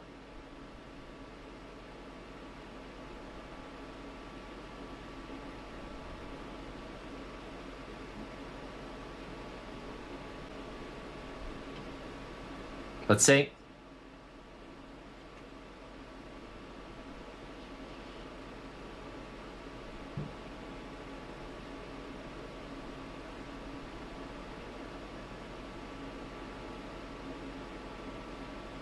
It's thinking. You have to read it just as it is, no matter what it says, Todd. Yeah, that's fine.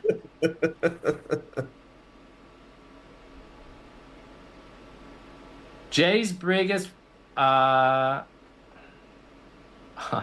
Jay's biggest problem with tonight's conversation as he doesn't see the automotive industry adapting as much as hanging on to old ideas and just applying them to current weeks.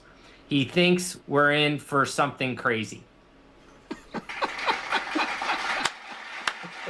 Okay, I think that's almost a direct quote. That's pretty good. That is amazing. So, All right, so- and you can go into any little pieces of the conversation if you just wanted like to adapt. Like, I just wanted to see exactly, all our transcript of a piece.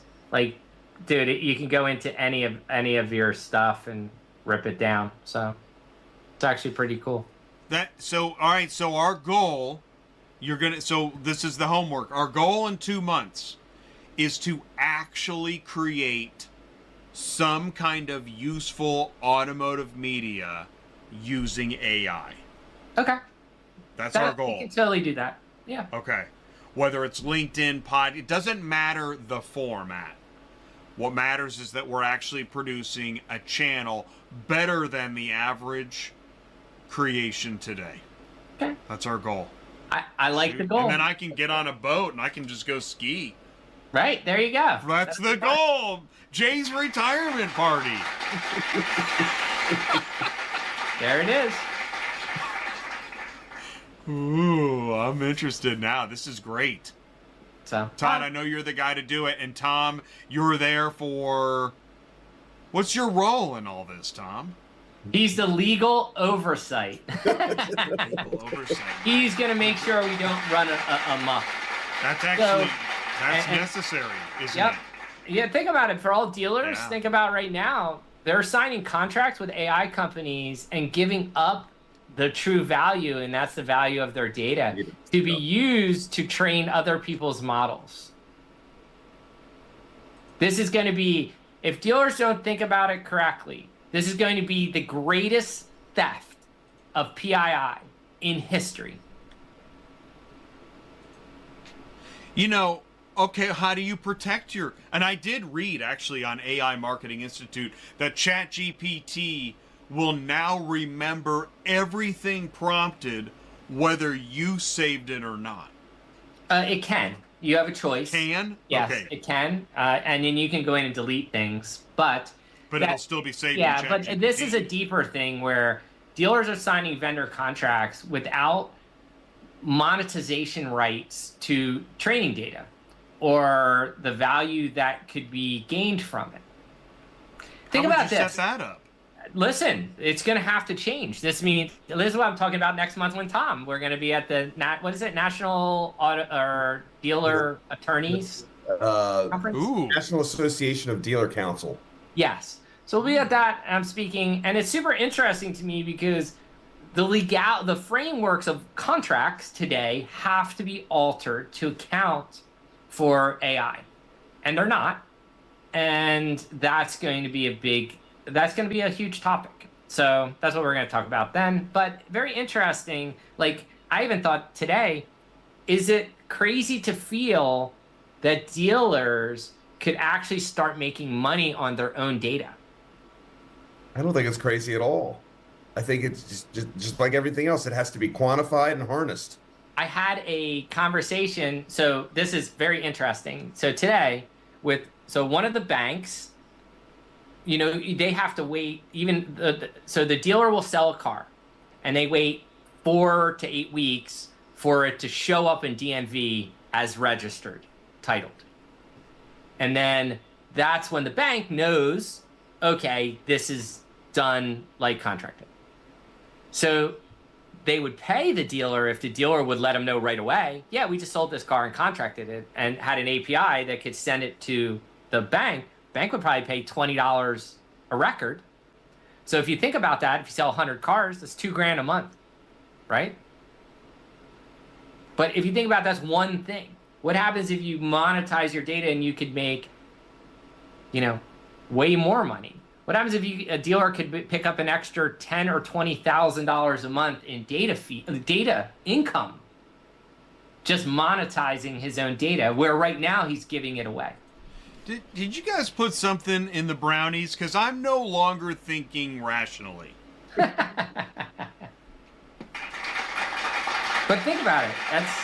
It's we're right there. All this stuff is like, it is like right. It's like around that corner. It's like right there. That's neat. You guys are speaking. I can't wait to. Great. I want to hear more about that afterwards on our show in June. Yeah, that's fine because we're speaking in May. That's pretty neat. I forget. First week of May, I think it is, right? So. That's really, really neat. Yeah. That's just the two of you. Anybody else with you? Todd speaking. I'm attending. I'm going to learn. I'm going to be a learner. Is that right? Yeah, I don't know how they invited me to speak. That's just crazy talk. Wow, that's neat. Yeah, that's really neat. Wow. Yeah, you're gonna blow people's minds, as usual. That's my Gentlemen, job. that was amazing. I can't believe that we just did that. You mean we're not going to start the show about 50 ways to leave? I know, right? Exactly. I mean, I feel like I don't think anybody still watching or watching later, I don't think will be disappointed that there wasn't a 50 ways to sue the dealer. Jay, will they? You're clickbait, buddy. All you are is you put the clickbait out. Well, that wasn't my plan. I really wanted to go into, but you know what I'm saying? Do you think anybody will be mad about? All right, I'm gonna actually say this. I don't think anybody in automotive is worried about clickbait because I think so much of it is already clickbait. Exactly. Well, anybody who pretty wants much to say learn whatever about you want. Anybody who wants to learn about the 50 ways can give me a call and I'll tell them the 50 ways. There it is. Tuck the octopus. That's it. Yeah. Get the book. Get the book. Get the book, and then, all right, AI. It is. I'm super excited. Yeah. I'll send you an email because I want to get that locked in soon. Okay. Really, we can do this. Yeah. We're gonna do this show. All right, cool. 100%. This is actually we're gonna make. What does ATI look like next? That's what we're going to do. We're going to create the future of ATI as AI so that I don't have to do this in a couple years. People will be thrilled that it's not me. But we'll use my voice, and that'll really piss them off. Yeah. Well, think about it. Is a world where elbows up. Yeah, we should be trying to replace ourselves. Yes. I mean, my goal this year was to Yes. 10x myself. Duplicate. Yeah, 10x. I wanted to use tech to 10x my capability. That's whether it's writing, whether it's being a better manager, leader at my company, be a better marketer, be a better sales guy, and remember things because I forget things. All those things. Be better at digesting meetings, all that stuff. So I feel, to me, it's like building that tech stack, our personal tech stack first. And when you build the personal tech stack, then you apply it to a business. Wait, is that where we're all headed? Personal tech stack? Oh, yeah. Todd, that's a great LinkedIn post there. Yeah. How to build your own personal tech stack. I like that. Okay. I'll do that one. Yeah. Yeah. Make sure you tag me. I will. That'll be. Yeah, I want to get tagged. Okay. I'll write that one. I'll just write what I do. So it's pretty easy. So. Dude, that is amazing. Okay. All right, gentlemen. Wow. 2 hours. Thank you so much for all of your time. That was amazing. Thank you. See you in June. We'll be in touch. Okay. Waiting room coming. Have your AI bot call my AI bot, and we'll make it a date. Yeah. It'll be an AI hangout. Okay. All right, guys. Here we go. Waiting room coming. Waiting room coming. All right, man. Wow. There's still people here? That's crazy. I had a hiccup on the LinkedIn, and I guess I put in the wrong date. You know, this is weird. I put in the wrong date on the LinkedIn stream, and then I couldn't ever get it to reconnect. Weird. The LinkedIn, I don't know. It's because I'm using Restream and AI, whatever. We're on YouTube, but I think there's some people that would have enjoyed. I think there's some people on LinkedIn that would have enjoyed tonight's show.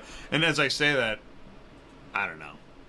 I think they would have been pissed too. You know, actually, I love.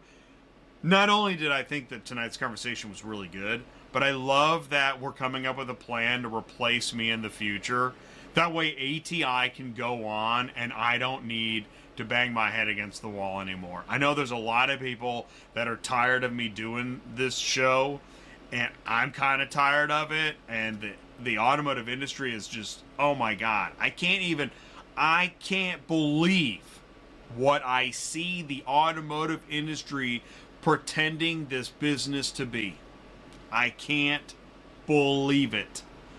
I really started this channel. I got to change my intro video too on the... And we can take this off too. We don't need that. I created ATI, and I saw the thing. Hey, Ahmad, I saw the post earlier. The question.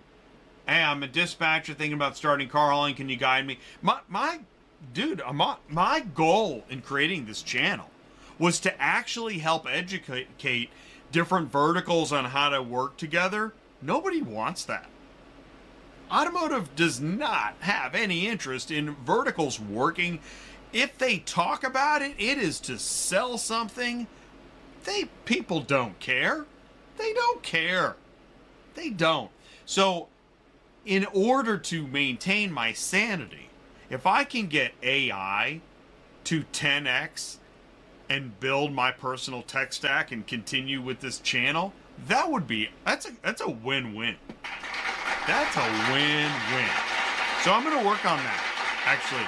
That actually solves, because I've been trying to figure out how am I going to continue. I've built this brand with this idea that's not happening. And, but it seemed to be, but like guys like Ahmad, there will always be somebody else finding this channel that believes in the original intention. It's just that none of the current big businesses believe in this intention. So what do I do? Personal tech stack. Have AI, that way we can have Titanic 10 with AI, whoever's. It's a great idea. So I'm serious about that show. We're going to do that in June. Thursday, we're going to do, this is another weird show. We're going to do, international broker support, and I'm going to have Arail from Pakistan on the show. I think that's going to happen. Next month, we're going to talk about, pricing changes, cover fleet with Rocky. But in June on ATI on Tuesday night, and I'm only going live. I'm now, so the new rule is I'm going to go live Tuesday nights, twice a month, max. Industry logistics, twice a month, max. But it's not every other week. It could be every 2 weeks. I don't know. Until we get the AI sorted out, we're just going to do that for a while. But, hey, man, thanks for tuning in. That was cool. That was a really interesting conversation. And I want this channel. Man, I want this channel to be out about automotive. I want to help spread around the automotive information. I just don't know how many people really care anymore. I don't think they do. They don't. Not from what I can see. So we're just going to talk about AI and other business. We're still going to talk automotive. We're not doing the avocado show. This isn't a baking show. And we're definitely not selling leadership. That is silly. My God. But we are going to talk about automotive, AI, and smart people in automotive. Something like that. Anyways, that's what we're going to do. Here comes the car hauler. Thanks for tuning in. Really good show. Please give a comment or a like or a share or, whatever you got. Here comes the car hauler. Have a good night, everybody. Thank you so much. Thank you, Mark. Peace, brother. Later.